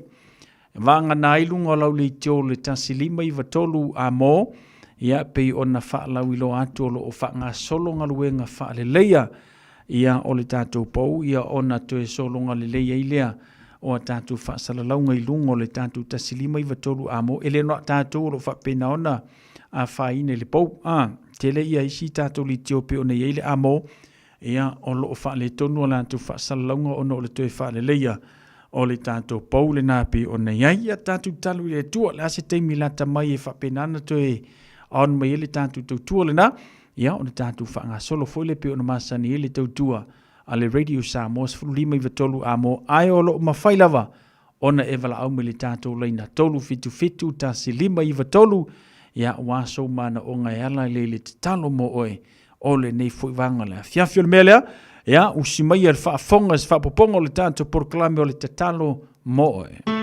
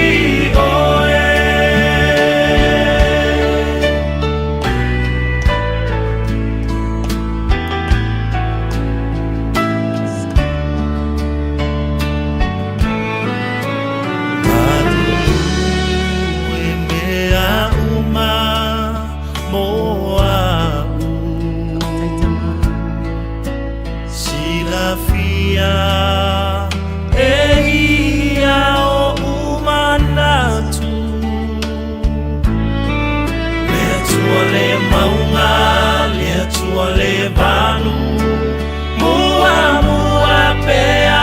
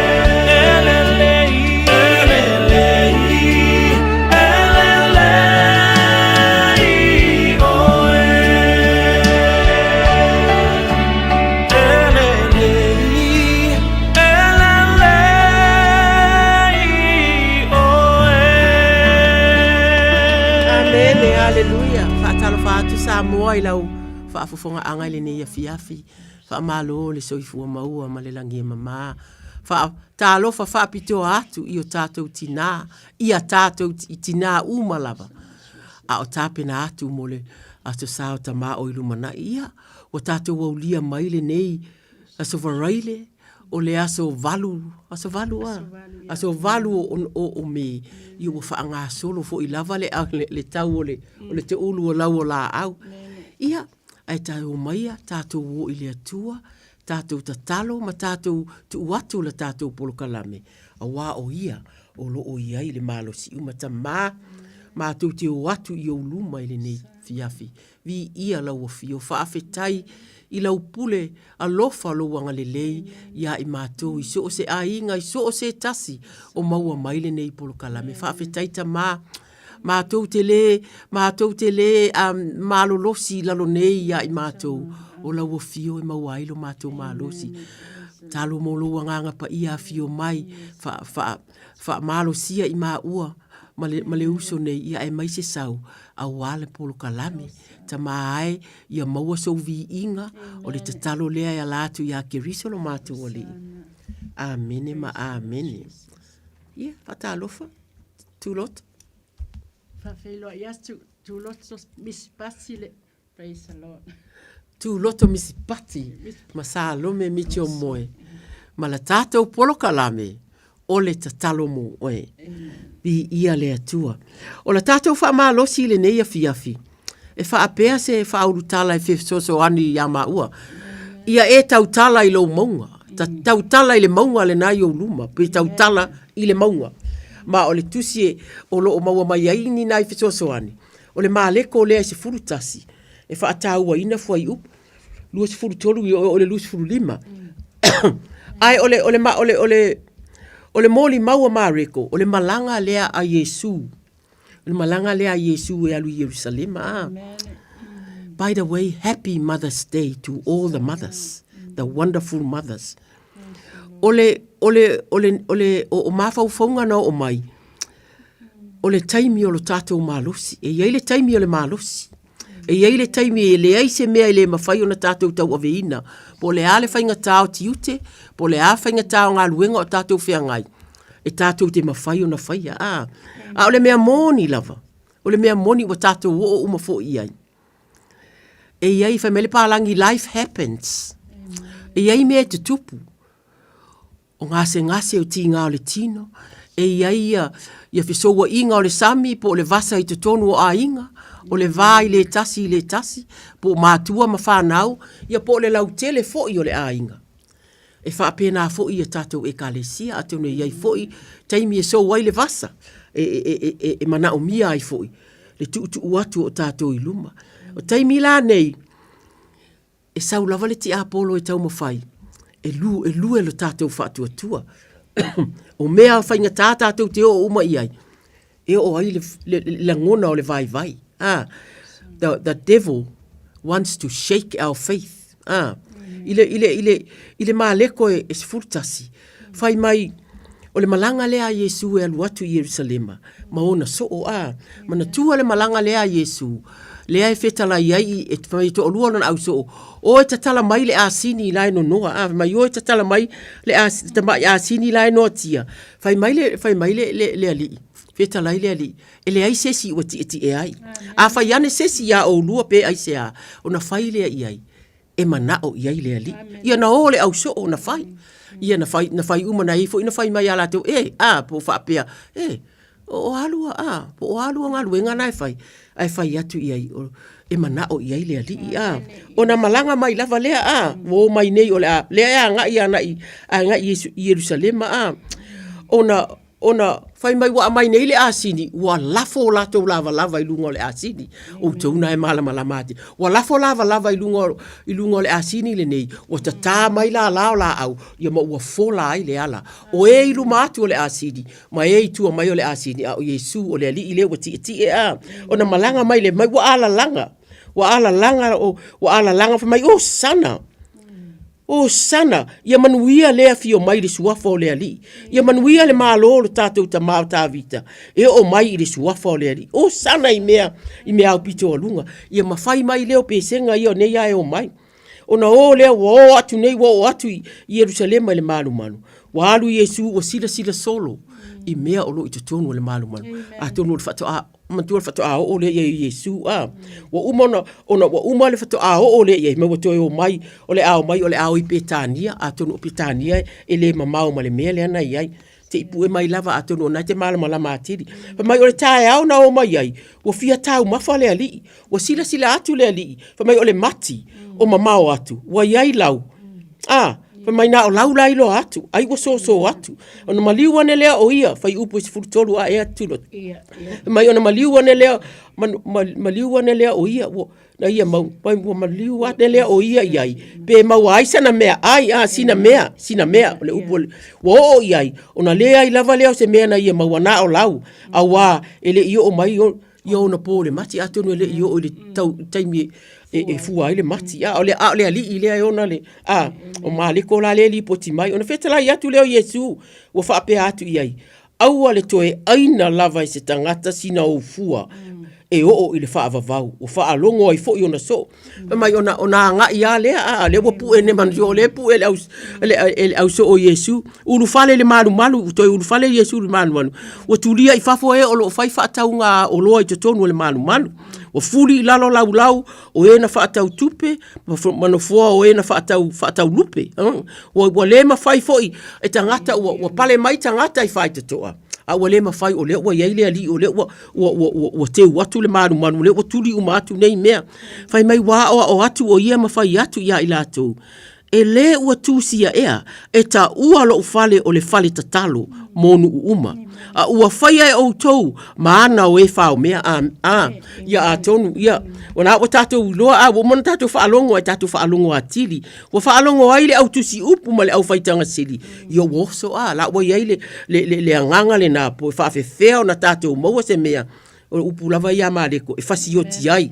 wa latou iloa le mata tau o le tele o tangata a tonu o tali tonu ma ua ai i le ofofongia o ngā luenga o lo fai ai le ali ona o le fai upu e lua se fulu a tuloto nata te o whaatasi Sa ua wina ne ai la so wai lole mati ua mango e o lava yona.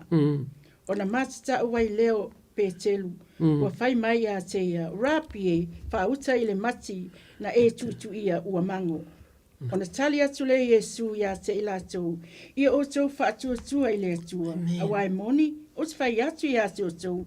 Ai se whai atu ile nei maunga ia si tia oe ma ia lafo ina i sami.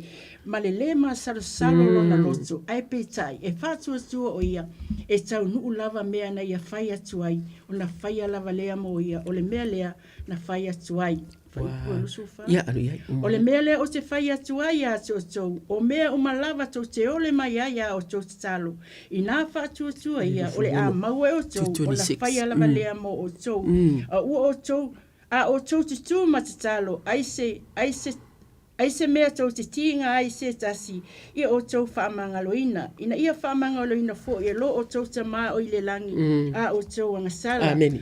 Amen. Amen. Thanks you, Philip. Ia na, o tau whaafofonga. Lea o toe o mai nei whafo ma le maru. Ai atu Peteru. Ule wo whai atu Peteru rapi e. Whaauta ile mati na e tu ia ua mango. Wa tali Yesu o whai atu. Ia o tau whaafofonga tu loto o e maa upea ia masau. Ia o tau whaatua ile atua. Awae moni o te whai atu ia te o tau. Ai se whai atu le nei maunga. O le mati, o le watau tala, watau le upu leo le maunga. Ile nei maunga. Ia si itia oe ma ia la foina. Ile sami. Ma le maa salo lona loto. Ai pe ita i e whaatua e whaatua ia e tau nuu. E whaatua ia e tau nuu lava. O lea ua tau atu e pēna o whai atu. E iai taimi e tū mai o tātou luma whaafita uli ma whainga ta ilo ia au tau. Wa tau o ita iai wa matua fo i le olanga. Wa tau o iai whaafita uli na e whainga ta e le whainga o fie. O le taimi o le mea monia. Oso mai lea po le whanau, po le ainga, o mea i te tupu mai, o Samoa mai nei. E te whaalongo atu oka. Wa whai a sina tele, wa maa walunga, wa oso mai le afu fo ile nale. E tele ua le mawhai. A lea feta lai, na o maa iai le au so o ia na o iai la tau. A lea ua feta lai, mana tua le ua tau e Yesu ilunga, o tele ialu, o le winga lau tala. E le i whaia se te talo, au se a wae le o sao lo u loto. Tu lo sam, o la watala ia tu ia teo. Wa o te ilo lai le i sao, o le tangata la o te leo fia ia i polo ainga. Po o ta maiti fo i a fiu watu e, ia o la ua matua i pongi sa a to ai te tono o a ulonda winga. Le i ai lava le taimi lea o te o atu te mata ma se i e, se i e pa i mai ua whainga tawa u le mawhaia o le ua ewa ai atu ta ma. Oka se whaulai ua i o uluma. O te le mawhaia, o te le i o lai le mea pero winga nā lau tala. Le ua tali atu Yesu. O le maunga nā tali atu Yesu. O te whai atu ia te o tau, ai se whai atu le nei maunga. Ia si itia oe ma ia la foina i sami, ma le maa salo no na loto. Ai peitai, e whaatua ia e tau, e whaatua ia e tau nuu lava mea na ia whai atu ai. Pa ai, ia i taimi tātou te fia lava e tau i le wosi, i le tātou wō, i tātou kampani ma le a, wālu atu nei wana pea na o tātou le bea na lua fitau iai. Na lua fitau i o le kofe ai alu atu. O e lava. Wale ai se tala e sao mai e si au wō, wa avatu. E tau e le pālangi le mea na o le lau papa o le sounding board. Wa e alu lo. Wale ai se tala e si au wō, walu atu. Wa whaula i nei fo, wa umana whaula i lau maunga. Lea fo whaula i a ele maunga i si au wō lea. O le atau mawhai awase ta talo mo oe. O maua mai tu loto ma. Pe le winga le nao. O le whai mai a Yesu. Whai mai. O le mea lea o te whai atu ai a te uto. O mea lava tau te ole mai ai. Ia au tau te talo. I nā wha atua ia o le maua e o tau o na whai lava lea mo. O tau. Whai mai. O tau tu ma ta talo. Tu loto ma sauma lome. Matatalo. Ai se mea tau te tinga ai se tasi. I au tau wha amanga loina. Ina ia wha amanga loina fo i lo au tau tama o ile langi. Au tau anga sala. Wha alongo i le whai upe lufu lono. Whai fo i tau te le wha amanga loina. E le wha amanga loina. E lo au tau tama o ile langi. o a o tau anga sala o ka se moni o le atua lea o le atua pa ia o le atua mamana o le atua e ona feta lainga ia lea e wha ata Yesu i lunga le au so o lo fale le nei o le fale o le maota o le tatalo ia tātou e mawhai o na tātou whaia o tātou potu ma o tātou ainga a tātou e kalesia o le maota le nao le atua tātou teo iai. O le winga la lau tala, i le tā ua, o le wha mamā, o lo uloto, whai pēr lava ia te au. O lo uloto i mea ia e wha le tonu le vevesi ma lea. O walu i le atua o lea e sasi ma sasi mea ia te au. O le mea moni lava. Lea wafeta la Yesu. E le mawhai o na wha amanga loina. O lona winga ia tātou.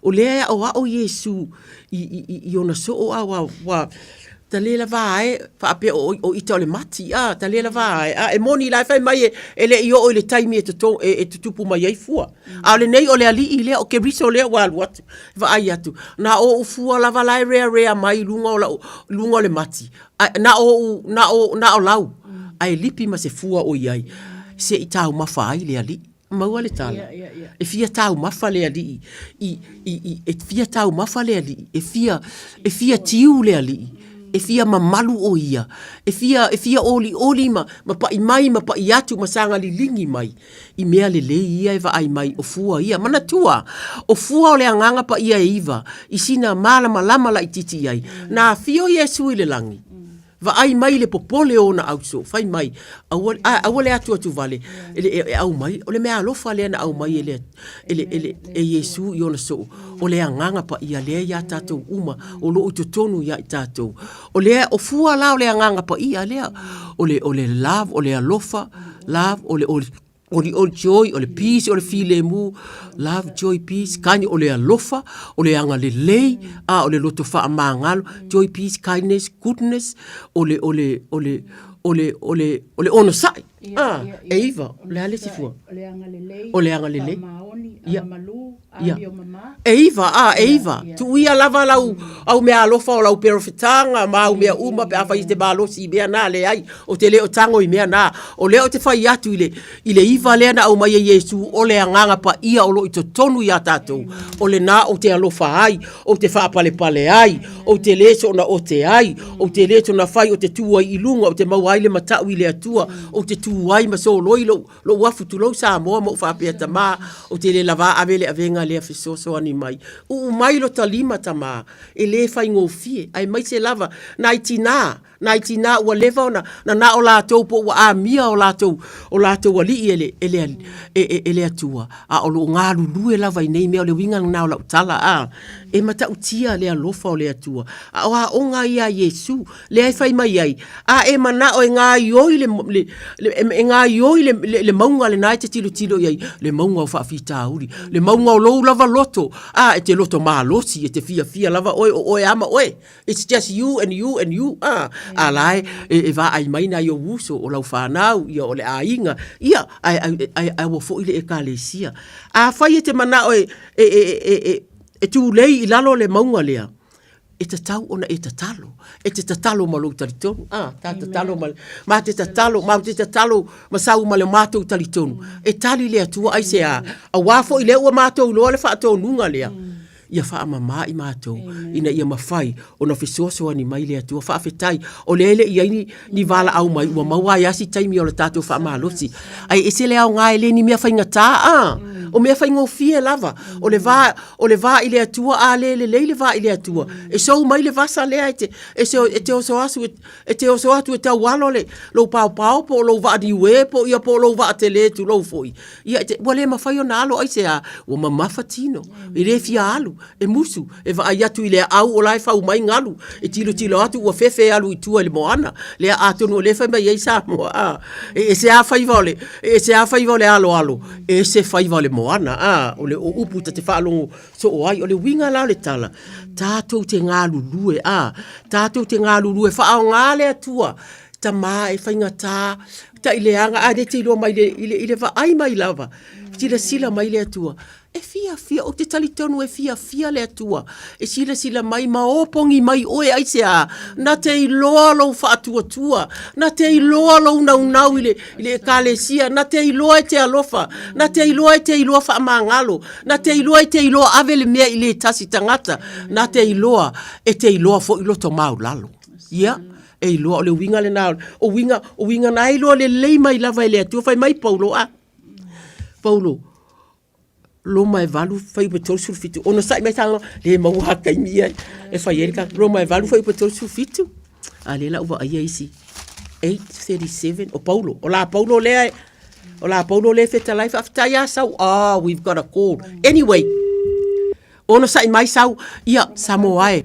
O lewa fai mai Paulo, fai mai ale upunga kas. Fai pe tolu fitu. Ia. We are more than conquerors through him. Ua tātou manu maloa ia i nei mea umalawa. Ona o ia ua alofa mai ia i tātou. Male walu, kol walu. Le nga.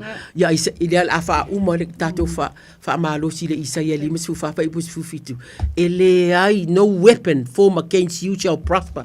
O atonga fiti ma mea uma o manga o le fili au mai ate oe. Ele tai manu malo Samoa o le aunga le nao sia tātou fa malosi le nei fia o le ua ele tātou kol malo le ono sa i koutu loto. Fa felo ia si le leina sa no mai. Talo fatia si o lua le au solo. Te ia tatou mafutanga talo nei fotula le po. Talo fotula, Tonina. Ia, amalo atu mo le ufamalo si nei tula fia. Alu na vale ia. Famalo si mana ia le upu. Famalo si mele fionga le atu nei fotula le. Fiafi. Famalo si ai vo itina awal sa ungia tu mo le atina. Tatou ia le ali fa sai ko mo tal sanga mo le na vai aso ia aleluia tenia e kale sia ia ma si po ia tinam si au pana ia o mana o ma sania tu ina tia te o lua pa mo mole inga mamao le sanga luina la si o tomato ina ia ma lua ma lo kwalo ia ma si sia e kale sia te o ma la vai ai tamam tina ma tu o na ia lom pana e me sena yo ai ga uma lo Samoa so si tu le la rangi man le ko ya tinu me si po ya tinam si au fana se tu lo na ya la tu fana so ye foi na fana si ngai mangalu ngai le po ya ele fanga lo ina tu maya ia mole lava ya la wa tu le ya tu lo fa mole pa sai mole avanwa tai tonina bia le lia tonina Pasai le li o mo mai lo soifua ia. Se mai ala va se upu mai le. Aleluia pe ona fa malo si ele au na ne afiafi. Mai o mele o te fai atu ai atu o tau. O mea umalava to te ole mai ai atu. Yes, Filipi, Ina fa atu atu ai ole a maua e o tau. Ona faya lava lea mo o tau. Aleluia ia ua fita laia. Lea nganga o lea tua. Ia tu e maa au nei afiafi. Po amea umalo e mana o ai. E tu ina atu i lea tua. Wa o ia li tali o tatu mana onga. Ia li sua whamani malu. E so tu ina atu ai ato nina ma le whanau. E tu ina atu ai fo i whanau o whanau. Le ngate le o e o whai ngā luenga tama. Tu ina atu i le mana lilo la o fio whamanuia. Whamalo lo ia i la tau. Tu ina atu foi le tamaya fa malua male na male kalesia ua amene ia lana tautua yes lord fa malolo ia sia fa mai Isaia na te avatu le malosi e ua vai a oe wale se malosi e fa atu tele ia le malosi ia le fa malolonga ile tama le sisunga le fa penga ngalue malo ai le ngatelia le no fualo fa manuia te au manga luenga fa manuia fo ia o nga le fa na fa manuia le lo le kale sielo ma tua ya tu ina swai ni nei tula wa fetalai lava Yesu o me fusia le lalang e fusia le lang o me tala le lalang e tala ina le lang le suafa manu malo Yesu ke viso o tu ina tu ai mana onga lo wa fini tu ina nei afia aleluia fa o popo atu ina tatalo wale ma o mai lava no ele o Yesu ma ko tatalo mo tonina o se tina nau o se tina e manga fangafa, o se tina e a apa, o se tina tautua, i to tono lana e kalesia. O ana mo mitinga mo ia, o lana, o le mea alofa o le tatalo lo ia te ia o le alofa o le anga lele. O a uma, o na malo si anga i o luma ta ma tau te tatalo i se vai tau fou, lilingi mai ua o au wha amanu ianga i lunga o ia, wha atu lai, wha amalosi ia tiri le atua, o lo e iai mea uma o lo iai o ia le atua, wha alo to tele, ia wha fia ina atili, si ana whanau si ona ainga, ia e maite le asinga o e o lo mamao, ai siri ai le e ka le sia o lo unga lue ai, ma e o lo o asia si iai le taimi ma le taimi ta ma, wha afetai e le lau maua foi, ia me alofa male nau. Fa manuia lo mauso le atuai i le suafa o ke riso. Amene ma amene. Fa fitai to Nina. Le la mo tala sanga mo lia o au se o ainga ia me se pusia o escale ia. Yoe. Ia lo fangele atua sanga fo i pele mau tele ia se o rua. Ia wale se anga ia mo te ino le ma tanga. Ta to fianga ia te le vai aso mane vai aso. Amene. Ia lo fangia fo le atua ia. Ia, whawhitai lava. Wa whiololo lava o lo ngā ioi lava. Ia. Ia manuia tele lava le aso tina. Ia. Ia lo whatu fo ia sau lo tūle fo. Taito Nina. Olua manuia ngalue ngalpo. Ia. Pasa i fua. So i fua ia to Nina. Pasa i fua. Tolu fitu. Tolu fitu tasilima iwa tolu. Wala au mai o lo to olua. O lo to tolu mātou masau. E wala au mai. A ole a whaia se tatalo. Le a whaia se tatalo mo, ia, o le nei po mātou te iloa, o le a mātou whaataua ina lava tina, e le aini ni puapua ngā o mātou iloa ina o tutupu i tina, ai mātou te tatalo whaapea e uma o tufo i atu loto. A mana o lava sau e mātatalo e tatalo. Ai tātou tatalo whaapea pei o le mea na tātou, pei o fionga le atua lea, i le lulu e se ina o maunga e fe tai ai matina i le fōlaunga ma le iai le atua i le nau ngā ruenga i te tonu i le mausali ma le lei o le ainga le ngata i le whaale anganga ia a le whaale tino fo i le vai atu i fafo e te talo i o lātou vā ma isi e whape na avea i lātou ia ma la me pasusulu i te tonu ta mai ia mātou te tatalo le nā ua e whafofonga mai wa ea o mai ia ua fionga i le nei a fiafita ma i mea uma mātou te whitai ai. O ai lava se tina o iai ni whaafita auli. A o nofo lava mai ia ele o lava, o iai le anganga lea e fia talanoa atu i la ua fio o iai se taimi. Le tua ai le nei taimi mātou te whaangua le anganga o le fiso o tai. Le anganga o le fiso o tai i la ua fio. Ia i loa e te le whaamasino ina lau whanau e te whaatali mo i lātou. Le pongi sao whaafita auli o le o langata mātou te iloa le atuai e le whaingo fie. A ua mātou iloa o lo mālamalama e mālamalama ai mea uma ma whaingo fie o na whai o mātou tiute. I le fuafuanga o le lalolangi ta na mātou iloa le atua na ewa ai atu le pongi sa. Pa mai na nunumi mea uma o lo wanganga sa ilunga o le pongi sa le nei o le vasa ai na e whetalai ia le mālamalama. Ia whaia. O na whai lea o le mālamalama. Ua mālamalama. Na e sila atu ta e le lei. O na ta ua lea o le mālamalama lea o le au. Ta ua lea o le au. Ta ia au fafoatu o latou a inga le mafau ma feilo inga i fai poiponga i to tonu o lave o lo ia tama na o la ua fio e mafai o na talai e se ina le atua ma fa sa o lo to ina ai alo atu ia i matafa ioi ua umona e iai ua umona e tu ina iai mo ia a wale tau singa o le whanau a wale fai poiponga ia mautu a wale vai le a inga le e ka le sia ia fesos ia ngalue ai i le fauina o le ekalesia ia ma le vai fafo atu le atuai ta talo tu atu i la wafio le atuai i le suafa o ke riso amene ma amene ia se talo la o misi upu ma le whiunga le tua upu le poto fata o te to sumatasi alo whai upu e lua ama se fulu Sia esa upu yati o ila uta mai. Sia esa upu yati o ila whanau ilo manava. Sia lava sa upu yati o ila tamana o tautu ai. Alleluia.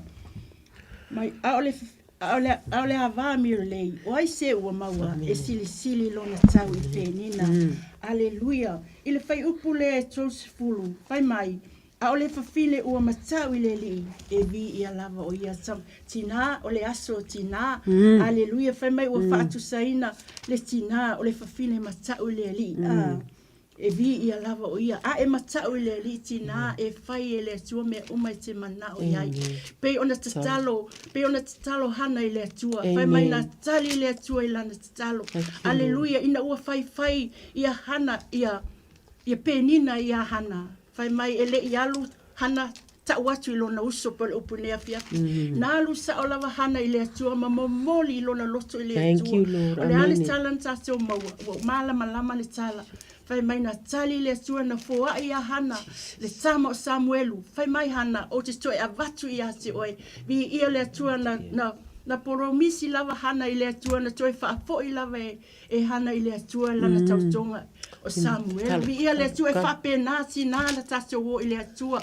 Mai o le tina e matau i le atua. Fai mai e fai e le atua me mana o iai lo loto. O afa afita uli o le nei o langa pe o a maunga. E o mai a se i tato. O afa afita uli lata whanau o lota ainga. Ai fai mai talu sa o lava. I le atua, lena whai o e ma. E sali le atua i atua, lena ia fetala ia, i wala au mai atua, o na o tali atu lea, ma o whaali atu o mea titele ma le whaingita. O mea tau tele iloa, a o mea o saunia mo lau whanau, e lo whati, i atua Yesu afi Yesu. Amen. Malo, vi le atua. Tolu fita sili mai vatolu, na ua umona, na sau no atu le ia sau.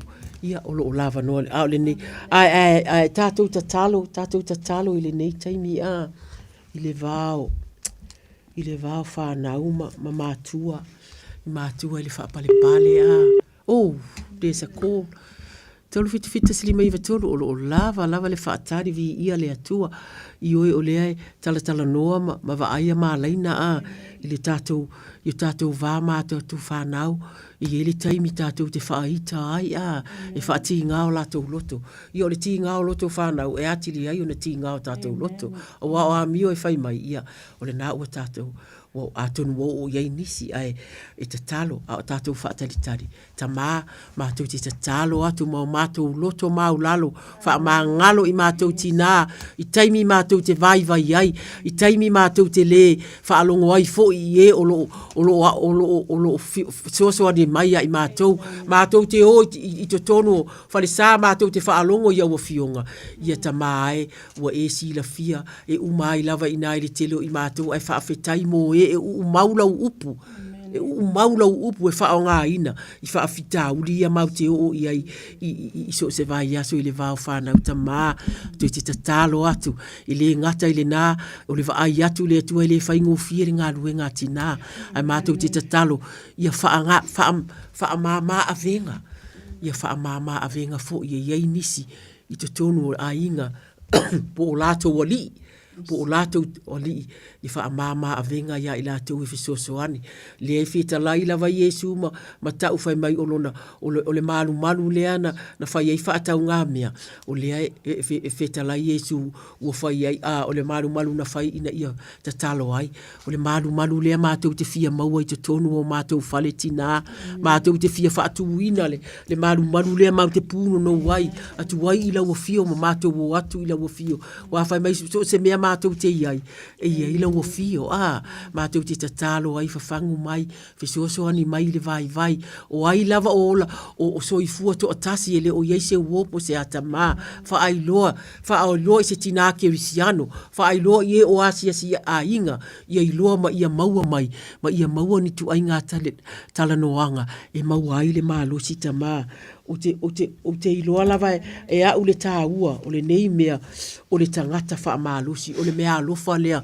o le wha mālosi o le tasi ta mātou te tatalo ina ia mawhai o na mātou ina mātou alo lofa atu malo lofa ani yo mātou wha mangalo atu e ofo i taimi ma e au mai ai e mau e nai tina po o mātou wo ia i mātou awa noa mātou te whisoasoani e ti mai le tua mātou te tatalo ia avatu ma le tonu avatu ma le loto ia i mātou nei le o lo o iai le anganga leo le wha amalusi avatu ma le tatalo ia i lātou tatalo tu watu le lima tu watu le lima ile tua le lima mai ia mafana pa pe tata talo uso ona tatalo lea masi iatu so se fa afita auli o ye tama si iatu le nei tatalo mo le nei taimi le atu wai wa e sila fia o matou tangata mamana onga le suafa o Yesu amene ma amene fa ise si tata talo amene talo mo tina lo tala ia le fina ngalo le amen ele ngase fo ile atu tonu o fai ngā malo i so se atu. Amene. Aleluia. Fai mai amen. Fai mai Paulo, aleluia, le Efeso e ono fai pesfulu. O le toi upo le nei, ia o tolo te tele le li, male malo si olona mana. Ia o tolo te tele le li, male malo si olona mana.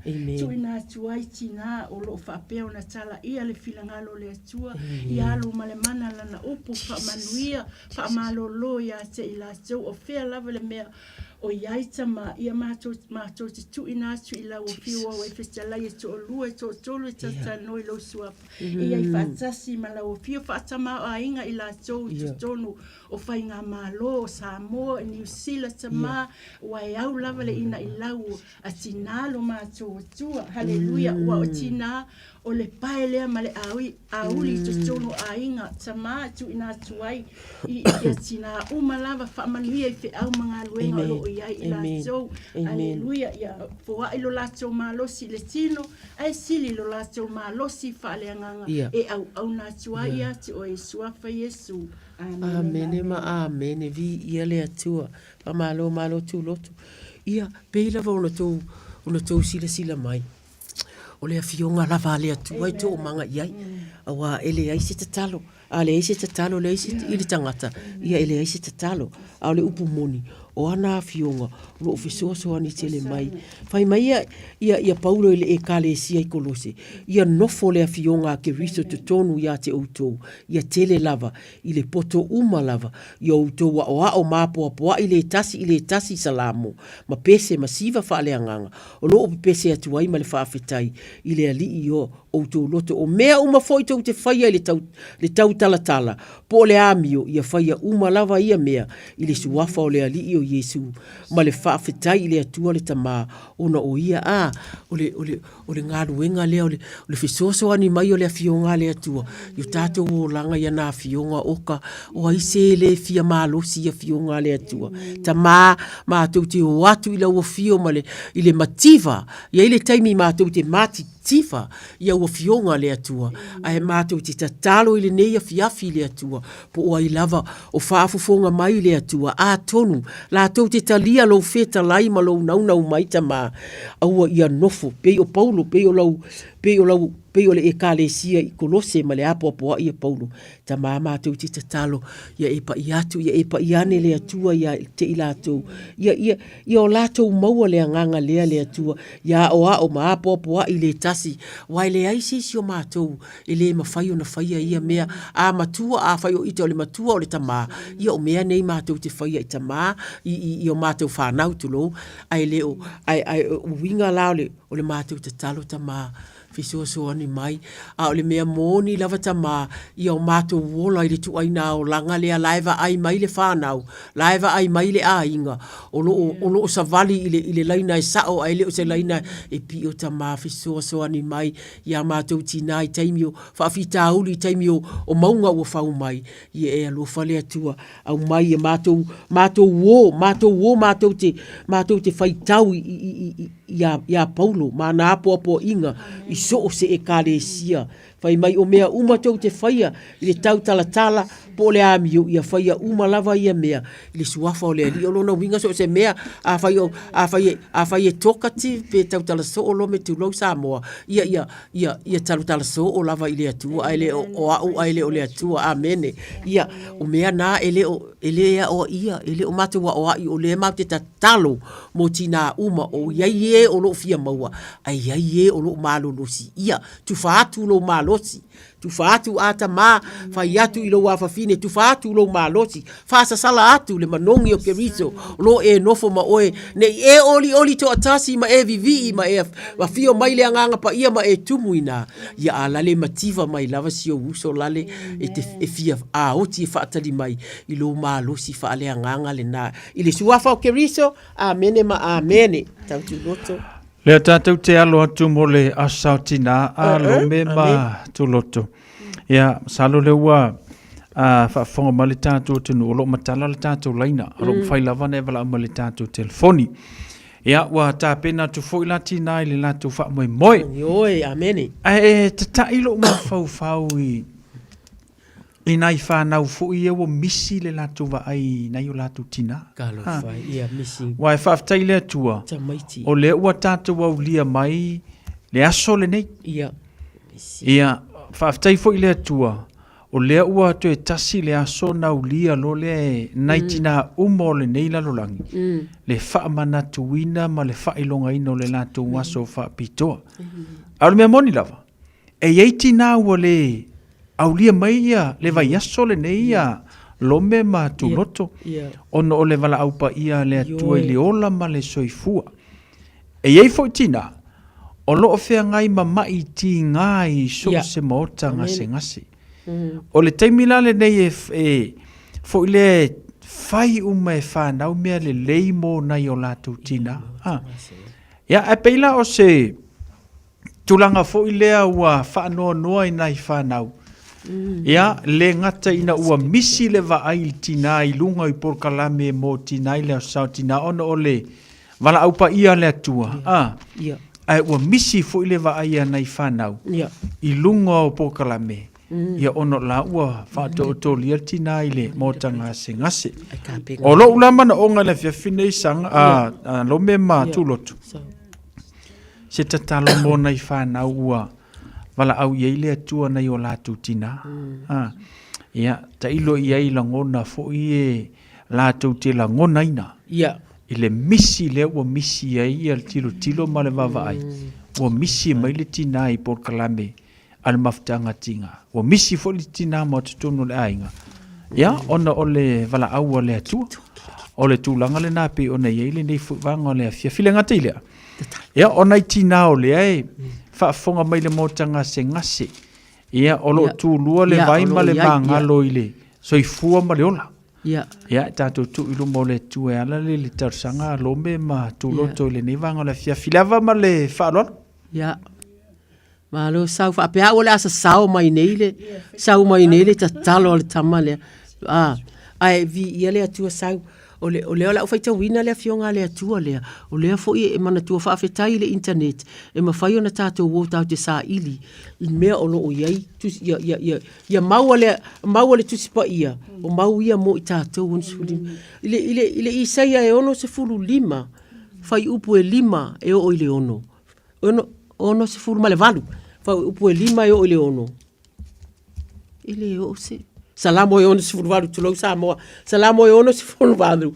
E o ile fai upu e lima e o ile ono la ufai tawina. Whaafafonga mai ono sa I mai Samoa. Ia mau mai. Fai mai le salamo e ono se furvalu. Lima e o ile ono. Lima e o ile ono. Ono se furvalu lima e o ile ono. Whaafafonga.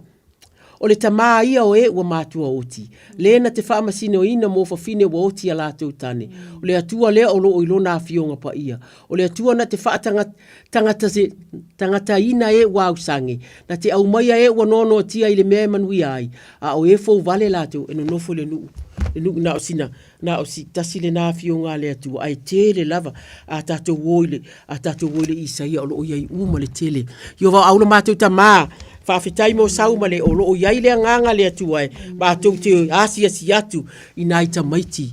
O wala awina o mātou mātua talo whai. Mātou te tatalo I no foanga o loo iai I lātou po se uso o londo whai ia po se tuangane. Uto tonu lava o le ainga malutia.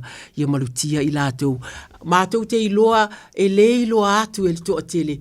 Le anganga o loo uto tonu le pe mau te whaonga ina le upu lea o le manua ua whaalongo atu I le loto e talo whai. Wa le ai lava lo utama. Wa le ai lava lo utina. sau le tae au, sau le pō, e sau lava ua le aita mā tau te tatalo o la wafio o le atua, e iai le mawhanawhana le atua e te whaata mā uma iai ua mātua oti. O a winga o ia upu matautia ta mā tau te tatalo ta mā whaai loa la wafio ia i la tau. A whai o whaatasi atu e ka le sia matapenanga. A whai o loo i to tonu o la tau a inga o loo iai sauninga ia fiafi o le lotu o loo whai o le tatalo o loo iai a la tau tusipa ia e whai tauina o loo nai fo i e nai a inga iai ta mā tau te tatalo ia wha malosia ia malosi le alofa i to tonu o a inga ta mā e pa i atu e te pa i ane te pa i atu wai le atu wai i o lātou loto ma lo lātou whaanoanoanga o loo iai wa wai loa lava o tae au po tae au o lewa ai ta mā alofangia tamau a inga ina e o lo no foi i lātou e le ngata i le whaale tino a le whaale anganga le atua le opongi mai le atua i taimi ia le atua i lo ai le tamaititi po ono nofo manisi whanau e to o tele i to tonu le a inga le atua e mātou te tatalo i lo ia te oele ta mā alofangia i lātou le atua tatalo mo le to mai i to tonu le to whai nai mātua o lo va aia i lātou iai le atua le nganga le atua o le nonofo i lalo ma i lātou ma talatala noa wha talatala noa ina o a onga o lo ia i lātou a tonu o mauai fo ini fesoasoani e ia i meta o counselors o ua e tofia i lea ngā luenga e wha talatala noa ina o lātou wha fita uli a o to tonu o le a inga le atua ia malu la lātou no nofo ia malu ia i loa ia i lea lofa ia mālosi lea lofa i a inga lea tuai i taimi whapene i whawhetai mo le atali i a sau ma le whaamanatu mai i le nei a fiafi lea tuai e pei o le si mea na tau mai e sau lea tuai o tina o lo ia i mawhatianga o e o lo i to tonu maota ngase po ai o faatali le tuai ia po le pepe fo ia o linga le na o faatali ia po o maua ngase ese o le olanga nei o mato ia tama ai po le ale diagnosis ale fo mai le atua e sidi lava lau diagnosis le atua o le soso atu o le wai atu o le faatali atu ia te oile tatalo o ai o tatalo mo lato o ai o yo lato au tafa na i whanau pe a o lo i a inga maasia si atu. E ka le sia o lo i ai le atua awane i le iloa i lātou i to tonu. O e ka wane i ngalo wha malosi mai ai mātou i to tonu e ka le sia i o mātou manatua. Wha whetai o mātou taitai i le wha manatu pea. I le asia si atu. I le tau atu ina i asia si atu. I e o lo i to tonu mauta ngase. E uma o lo whaia lea ngā luenga i community le atu wai. E o au tau mai e uma e feo ai le atu wai o atu i mauta. Mātou te tatalo le atu wai. Ia e wha amalo sia o lātou loto le atu wai. I le ngā luenga māta ngō fie le atua. Tatalo mo le file mo. Ia lātou o la e ia i le wha moe. Ia i le wha moe o le atua. A misia i le a inga misia i le a onga misia pe a i taimi o le. Taimi lava o le loneliness. Ua langona lava le to atasi. Tama ai wha ailoa i aila ua fio. O a awala e ono wha ailoa aila ua fio i whanau. Le atua pa i atu wha ao ngase ta mai titi le a onga e mālosi i lana kerisiano le atua. E wha au ane i ai. Ma tala noa le atua e tele awala. Ia pea latu fo i le fale. Ia ta tala lona loto malona nganga nai i lona auntie. Ia, poluna step mother. Vi o ta mātou ti tatalo. Whaala ule leie lau fio ala. Ina ia mawhai una whaatala noa ina. Awane i lilo, awane ina nā ina i lātou. Ele ngata i a inga i e kālesia. Ia e maise fo i a onga o lo ia i lātou. I le suafa o Yesu. Wa mātou ole atuai. Amene ma amene tu loto. Sau tatalo. Salo tuina se foi tina o lo istonu fale mai o tangata mātua. Amen. Ia le sua whamalo Yesu Kiriso tuina waila whanau o istonu fale mai.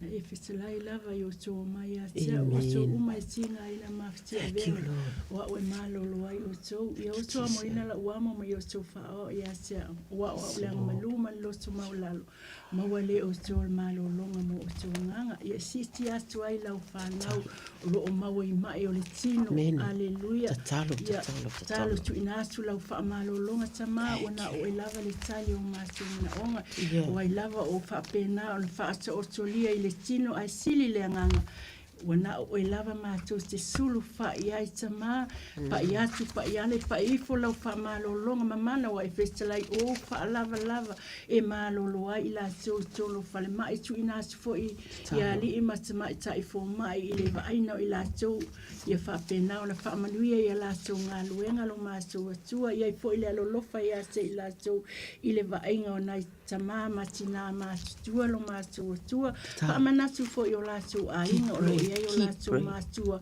o mātua na tau sia mai i mātua o mātua la e iwa māsina o tau ave tina ia tātou e te tau na tātou mana tua o tātou mātua nisi foi o tina ua whai langi le fōlanga ia e mana tua lo lātou wanga le lei wana le ai lātou ia mātou te le maua mai le ola ma le mālosi ia lava whaanene ina le suafa Yesu whaamanuia i whi au mga luenga i lātou lo whenga i aima tau singa o mātua suafa Yesu Amene ma amene whawhitai tu loto o mawhau ai le i upu tātou te tau te tala ai.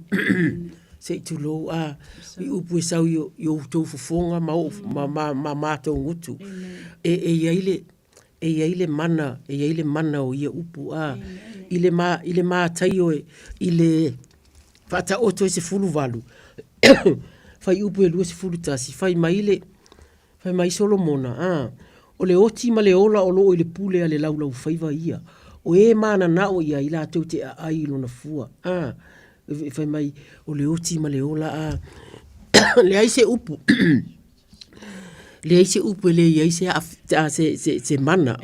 Po le ma i ilo na ma losi e ma whai ai pe le lei. A le lei ia e si i lunga le tangata. E si ia nga i lunga. Ia tātou atonu le neia fiafi. O le ata talo mo tātou malava. Ia vau aura mātou ta maa ua e si la fia le atua. E iai. O awa fionga ia mātou te whaitawina le atua.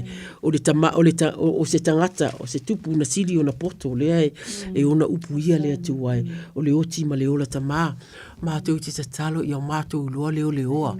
Mea ia la mātou tau tala le atuai.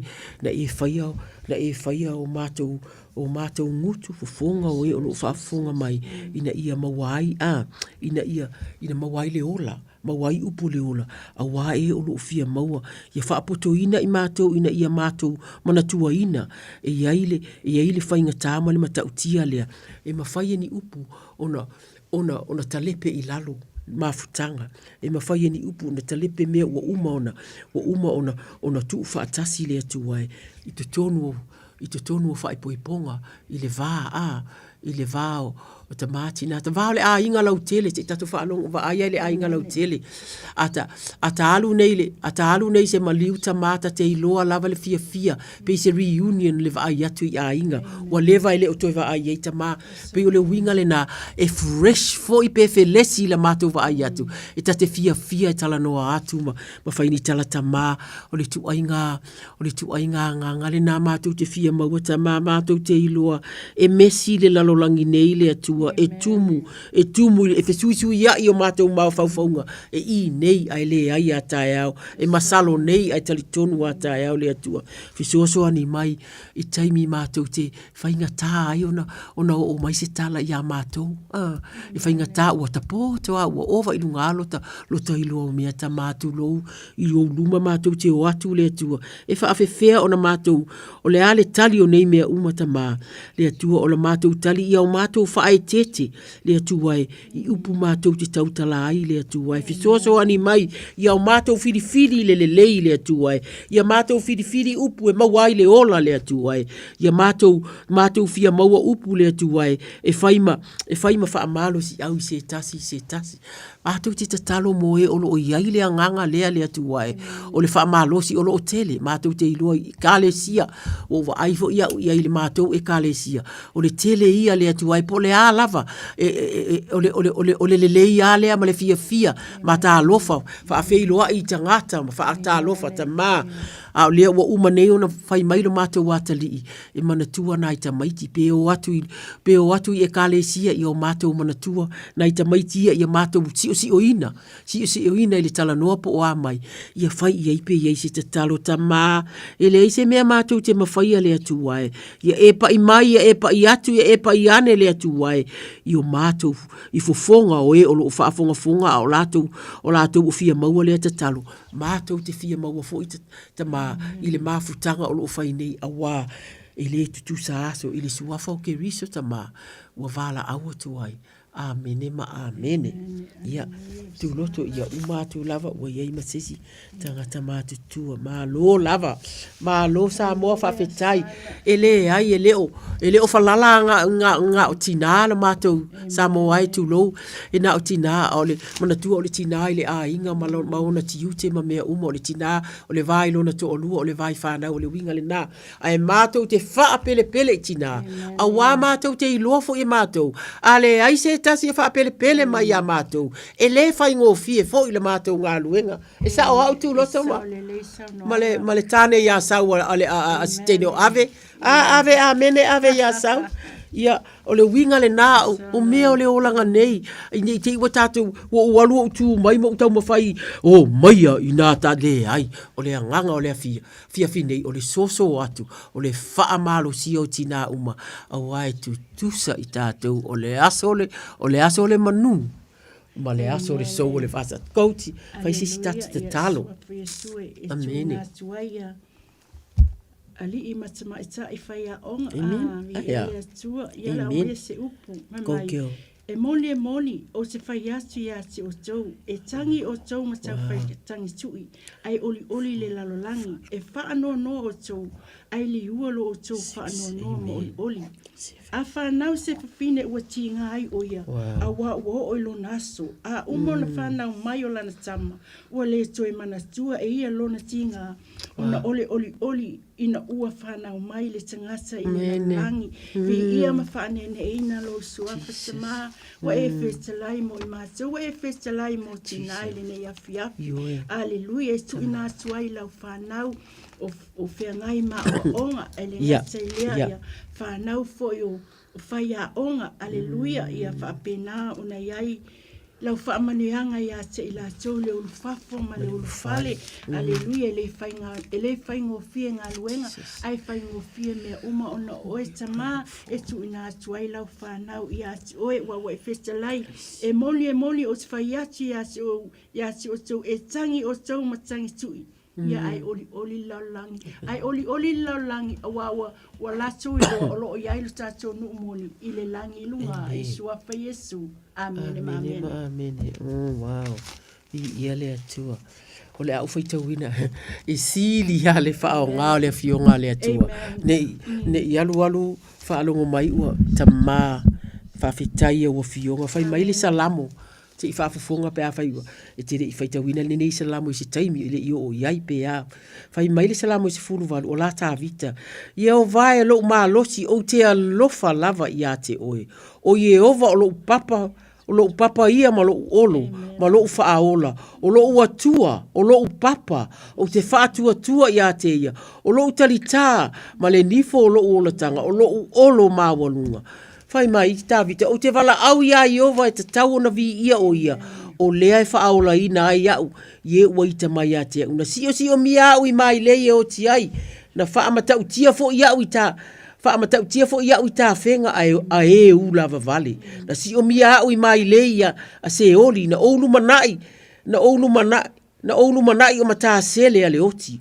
ona o vala au atu ai lea ia Iova ilo puapuanga ma o alanga atu ilo uatua na whaafafonga mai o ia ilo na malu ilo uleo ma o atu ia te ia o alanga i ona lava fafonga i o vai whaafetai mo au fionga e whaonga ina ma mātou toe a vatu ila ua fio o au fionga nei le atua a mativa o mātou ngutu o i e whafanga mai ai o i e maua ai le atua i le o langa o lo mātou iai nei ta mā whaafetai e te si o mia e o lo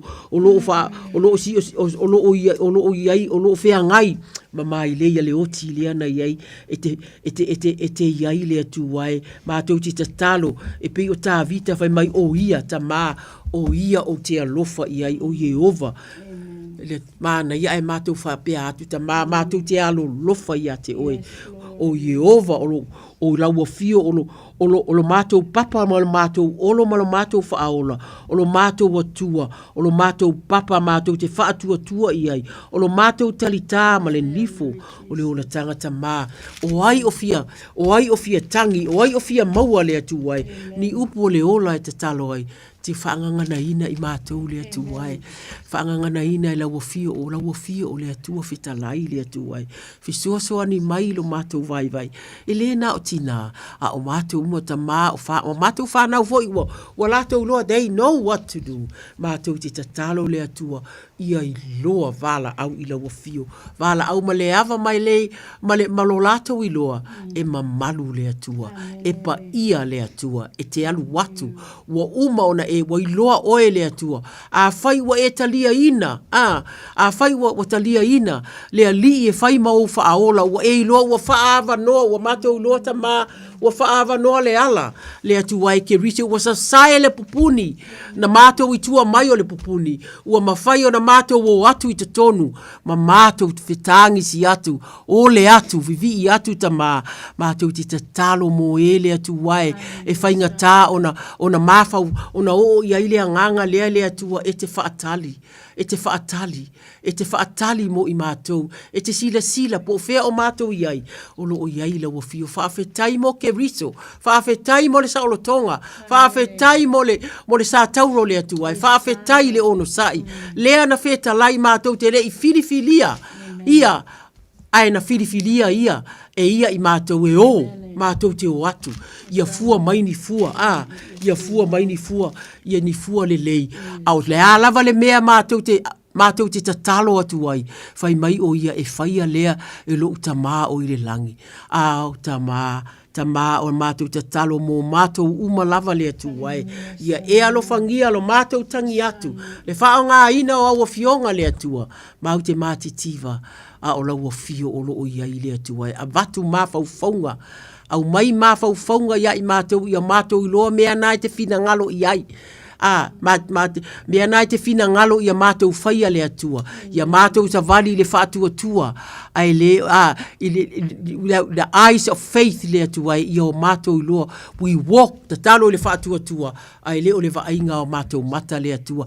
A vatu ni visi ona le atua e poni mana onga i mātua le atua e. Ina ia mawhai o na lātou ta talo le atua e. Ina ia o lātou i loa. Lo whina ngalo mo i lātou. Mātou uma lava le atua e. Ina ia mawhai le atua e. E nei visi ona ma le nau ma le mafuta i laua fio. Ia mawhai e nei le atua e. Ona whaapalasi ai mea i whai mai paulo le atua e. O mea tau o stronghold po mea e whaafatu ulu pe a le atua e. E whainga tā ai le atua e. Ia mawhai ona ta lepe ina le atua. Ia ta tala le atua. Ia ta tala o mātou mata whaaleanga. Nganga. E mawhai ai ona maua le mālosi mātou te sāwa wali ai le atua. Walk by faith and not by sight. Ona mātou i loa ai lea. O ala o le a e saunia mo i mātou. Ta mawhi soa ni mai. Ta tala i o mātou i loa ala i e te tala ina.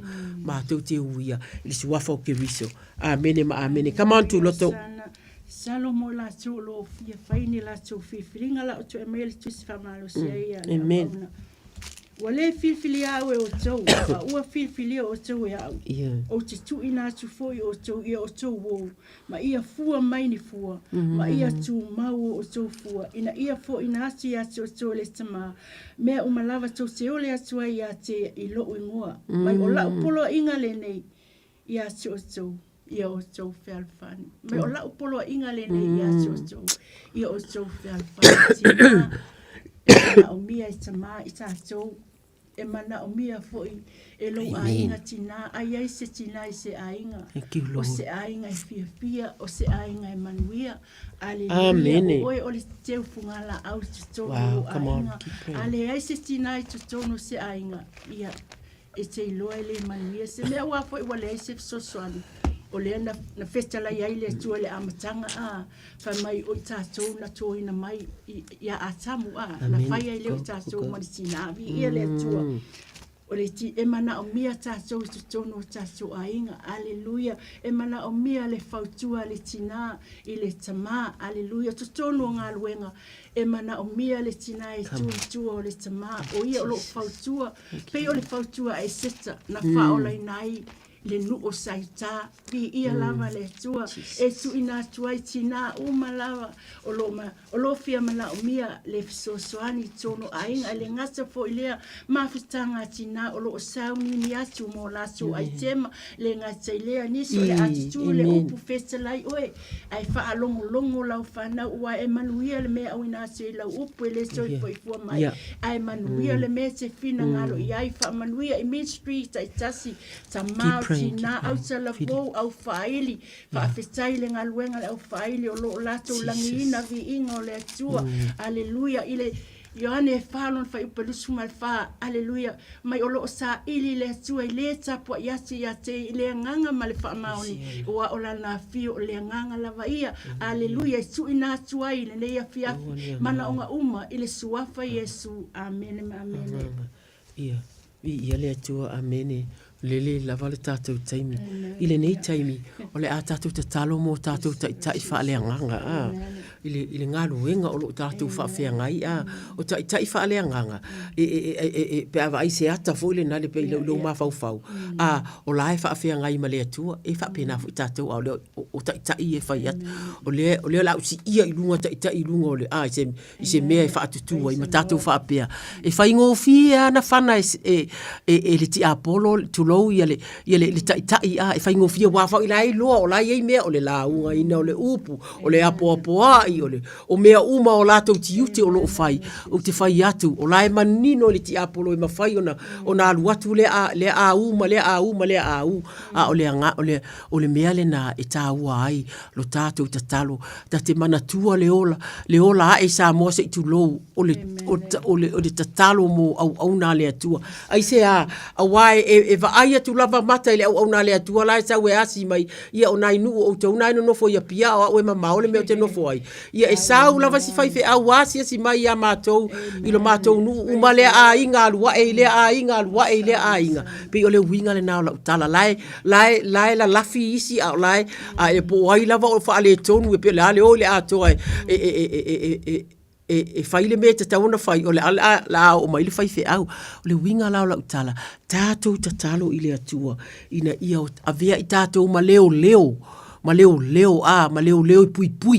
i pui ai la te tama i tele tala tu lo tama a o la mato nau ta inga le atu ai i o mato i loa tau tua i to tonu o so se e kale si a lava le atu ai o lo mato ngalu lue ai i o mato loa pui i o mato loa alo lofa i o mato loa le atu ai mea o lo ngalue mai ai le i o mato loa wa fionga ina i o mato loa le tatalo e fai mo i lato ina i o mato loa le atu le visiona e kale si ai le visiona ina ia maua nganga ina ia toto isi e kale sia wa o le folofolanga lea ma ta inga leo ke riso ai le ialu e o fai maso o le tele io o tato e kale sia lo fai le nai le ngata i Samoa o New Zealand e tama tau te tatalo atu le atu ai fe soa ni mai le atua fa mama avenga i matou e o lo iai ti ute e o lo iai ia tu langa i tonu tono e kalesia lo fangia i le fautua i le e o lo fola ina ua fionga le atua i so se pule la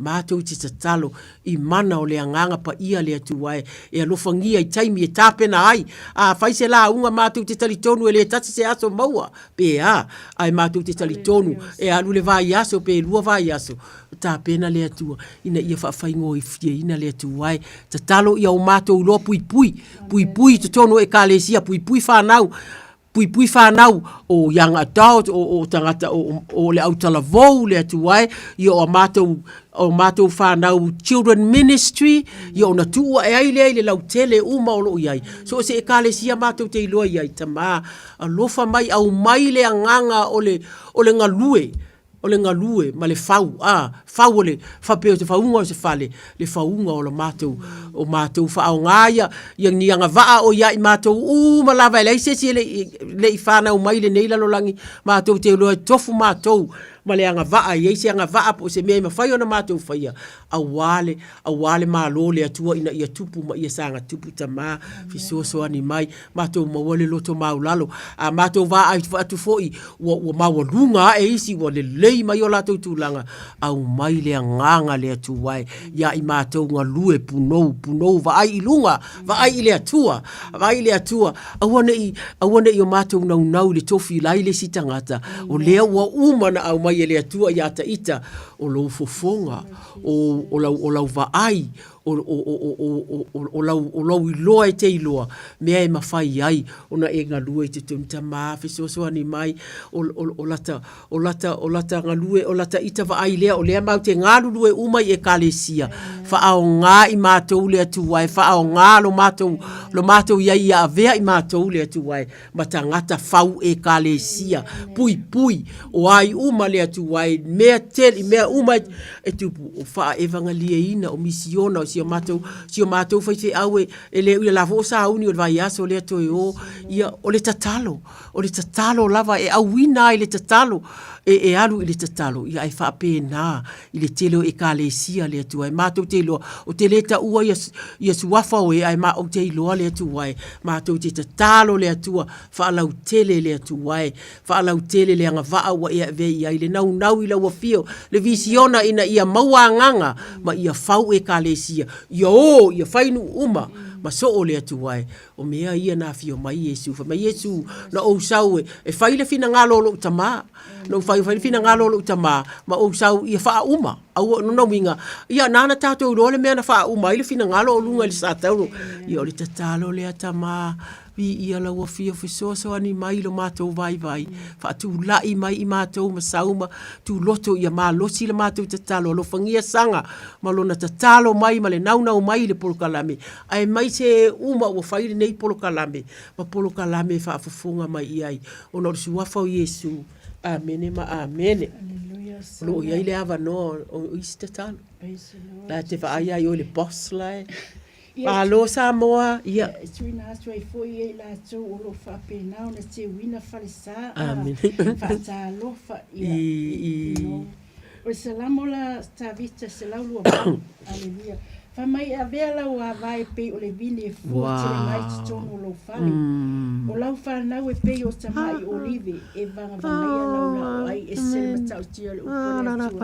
E avea la wa vai pe o le vini e fu te mai le fa malo si ai la ona ale fu le la au io le ala nga me tu le la fa fu ta te alu ia ave ese ai a fu le la au ta te alu te wa fu la fu e fa pena le fu le upo le tu ia tu ma ai tu ai fua ai savali e fua ai tautala e fua o upuna o le upuna e whaangai a te tātou tulo o le ufa atu saina na o le upo le atua mai o le la au e fua mai o le la au le na mango le na tautala e le au na nefia e le soe mana o ia Yesu fa mai na fetu o Yesu fetu o Yesu le mati e le soe fua au le la au e fua le na fetala ia Yesu ke riso ile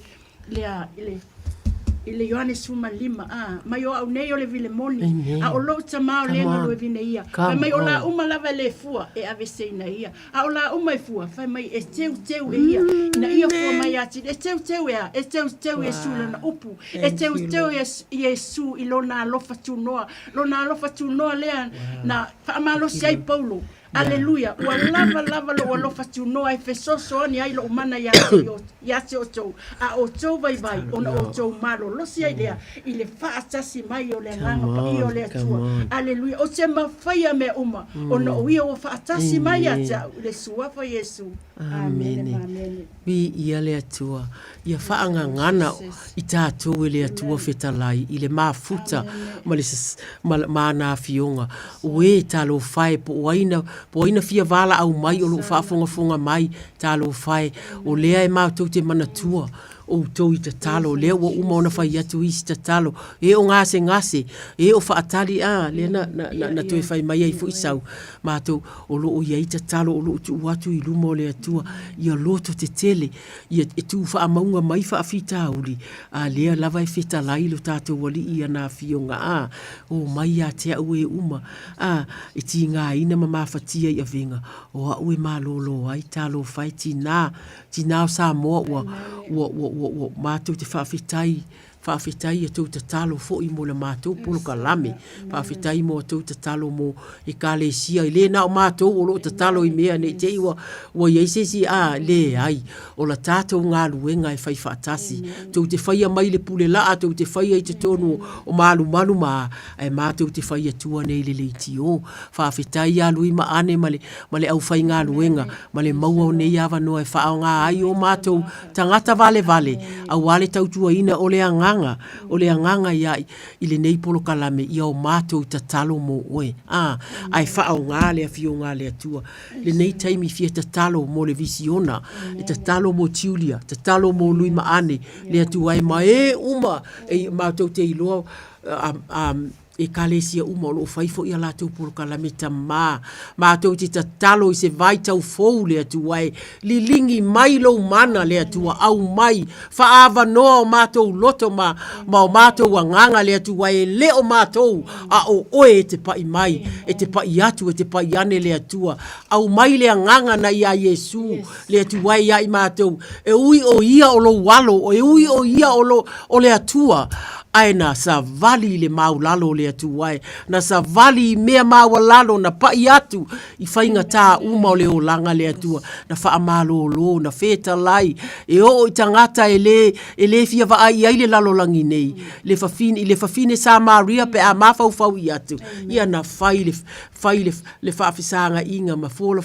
atu i ai le ali le tala le lei o le vai e te inu wai nei e te toe manao a o le vai o te ave atu i ate o e ta mātou ti ta talo le atu wai lo pa i mai pa i atu ia sau ma le ngā luenga o lo i ai a inga uma pa i atu le atu wai i atu loto ma le a inga ia talo sanga pa i atu i le au fai ngā luenga uma le Radio Samoa e o lo fai a upu o le atu nu e o lo whaafea ngai fo i mani lave le fai ngō fia le lato ngā luenga ta le poto i le o le poto i lalo nei a o le poto mai la wafio le atua avatu ia i latou le tō whāma le whaau le lei le atua ina ia whai ai ma tiwai o latou tiute le atua ta talo mo le au whai ngaluenga wha ta mau a inga ina le Radio Samoa ina ia ma whai le atua ona totongi ma avatu le taui e o ngalu lue ai le atua ta talo le atua mo e uma intercessors uma o lo iai le atua e o lo iai o latou tofi mautu le atuai i le launga ina ia e whape na fo i fola ina o mea alofa ia o le ale atua ia i latou ta talo le atua ia mana le atua mea e tula iai le atua ia maua ni nganga mo la wafio ia wha mala maina foi le tangata le atuai po fea o iai lo fina ngalo le atuai mātou te fia maua le nā le atua ia mātou maua po fea o iai lo fina ngalo o lo o iai e le poto pa ia mai la wafio e le ngata i lunga o pule laa le atuai ai whaape na fo i to tonu e kalesia o lo o mawhai o na lato whaata mau a inga ina le e kalesia uma ina ia maua le anganga le na ia ke riso ia o lau tala le lei ia whaaso o ina tangata uma ne io mātou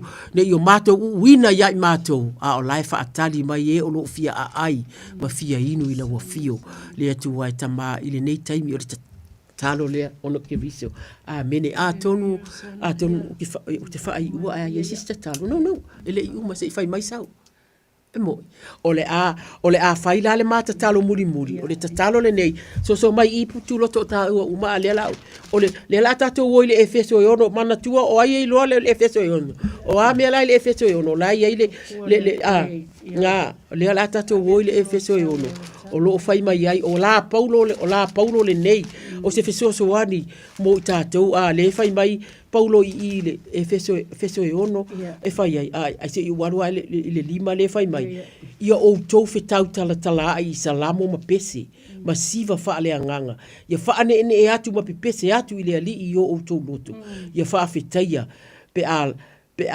ia whaafetaia pēa lava ona o mea uma i le atua, le tamai le suafa o lo tātou wali o Yesu Keriso.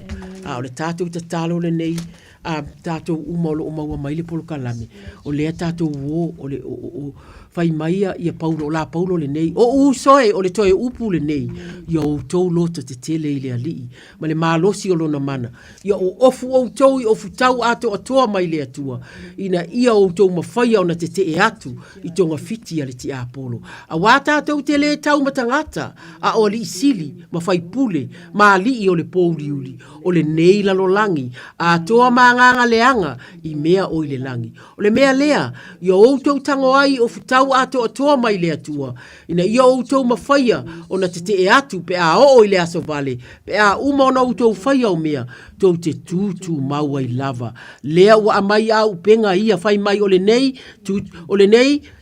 tutu mau ia o tau, o fusi o tau sulu ngā titi i wha maoni. Ia o ofu fo i o tau le ufi fata o le ami o tonu.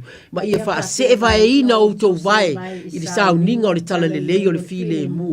Ia wha au popo i nā mea uma o na tangi atu i le tali pupuni o le wha atua. Tau te mawhai ai, nei o ufana whana, mua lava a leo lo le hanga. Ma ia o tau ave le pulo tau o le ola tanga. Ma le pelu a le anganga, o le afionga le a le atua.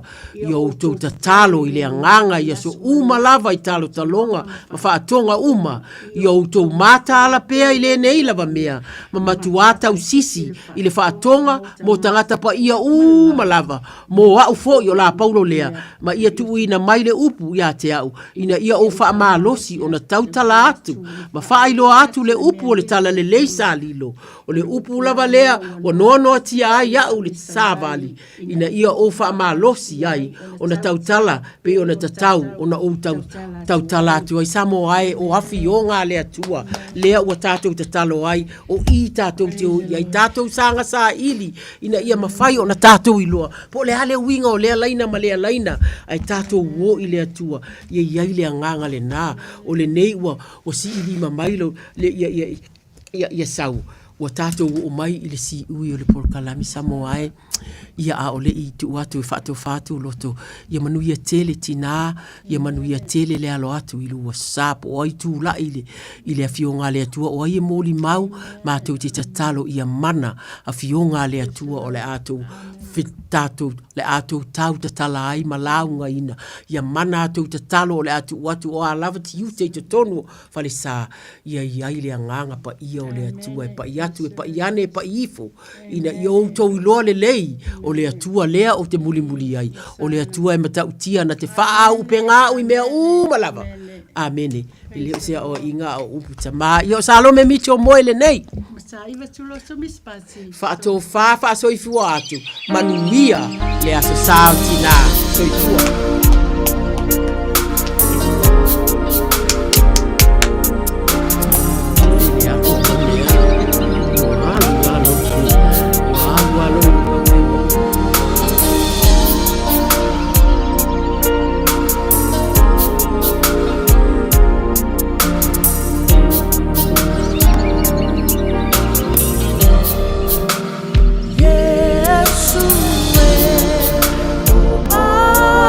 Oh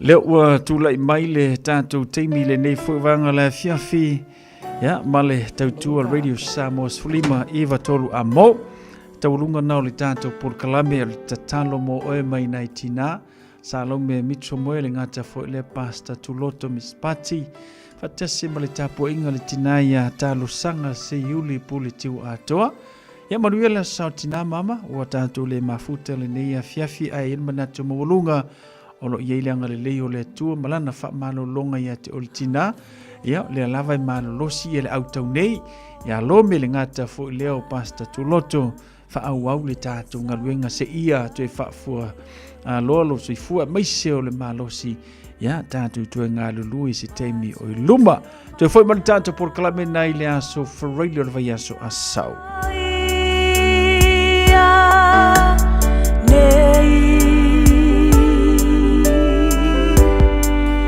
Awa o lo fa'ata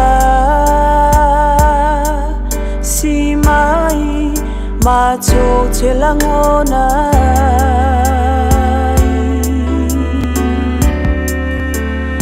ua e a fia mai ma fa'u mai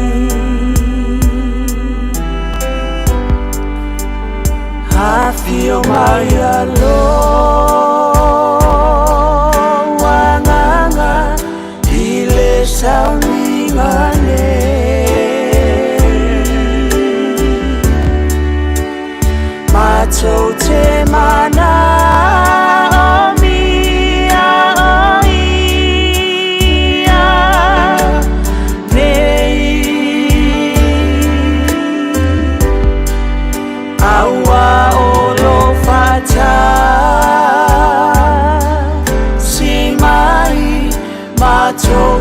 mona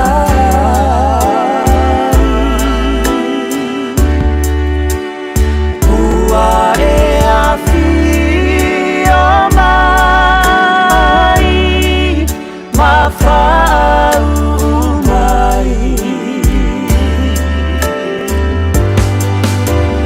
hafi o mai a o e no mato wali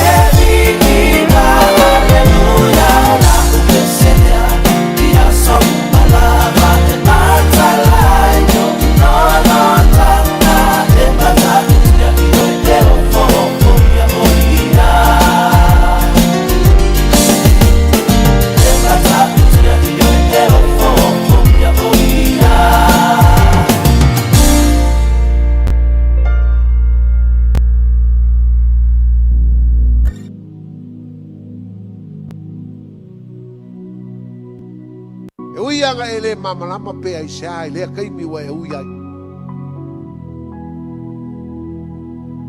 ai ka wakwa ma fa malama o ele atu talato popuanga ma me fainga taha o lo ta oto ai manuia o le atua o lo iai fo i le file mu o le ali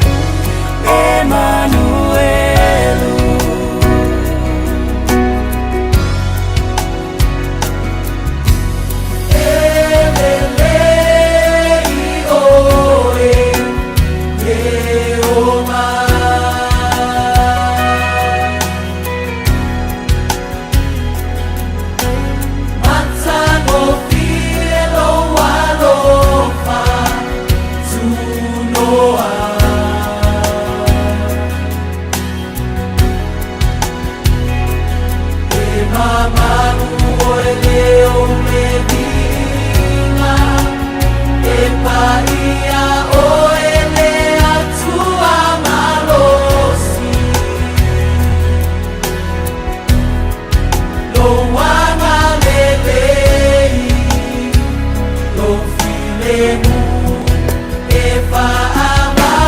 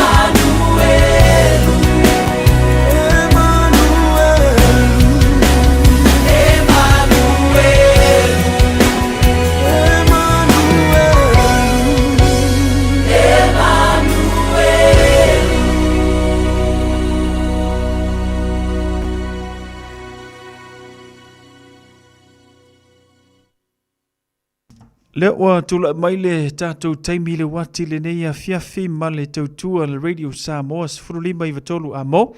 Ia le wa toiva minute ona talo leo le tula se fulu. Ia ma wa manatu o le tawalunga ile nao le tatou porklame ma le tatou tautua. Ia wala mo fo le tautua ino le tatou watinu ina leifo vanga le fiafi. Taimo o to umalavan fatasimai le tatou porklame. Ia taifo le fatasimai le mata fo ile ia o ila topi ona maua mai le tatou porklame ia male amanoa sa tatou mafuta ile nei fu vanga la fiafi talo ile tua ilo nanga le lei malolonga mai se porklame fanga solo ta penanga o le sautina manuia tele ia ma mesio fufuanga uma pe ona tatou anga tu iai male fa moi moi ia ole aso sautina mole nei fu tausanga Felai tatou le asunga fui le lofa malanga le leo le tua. Sau si whanua seu fa soi fui au.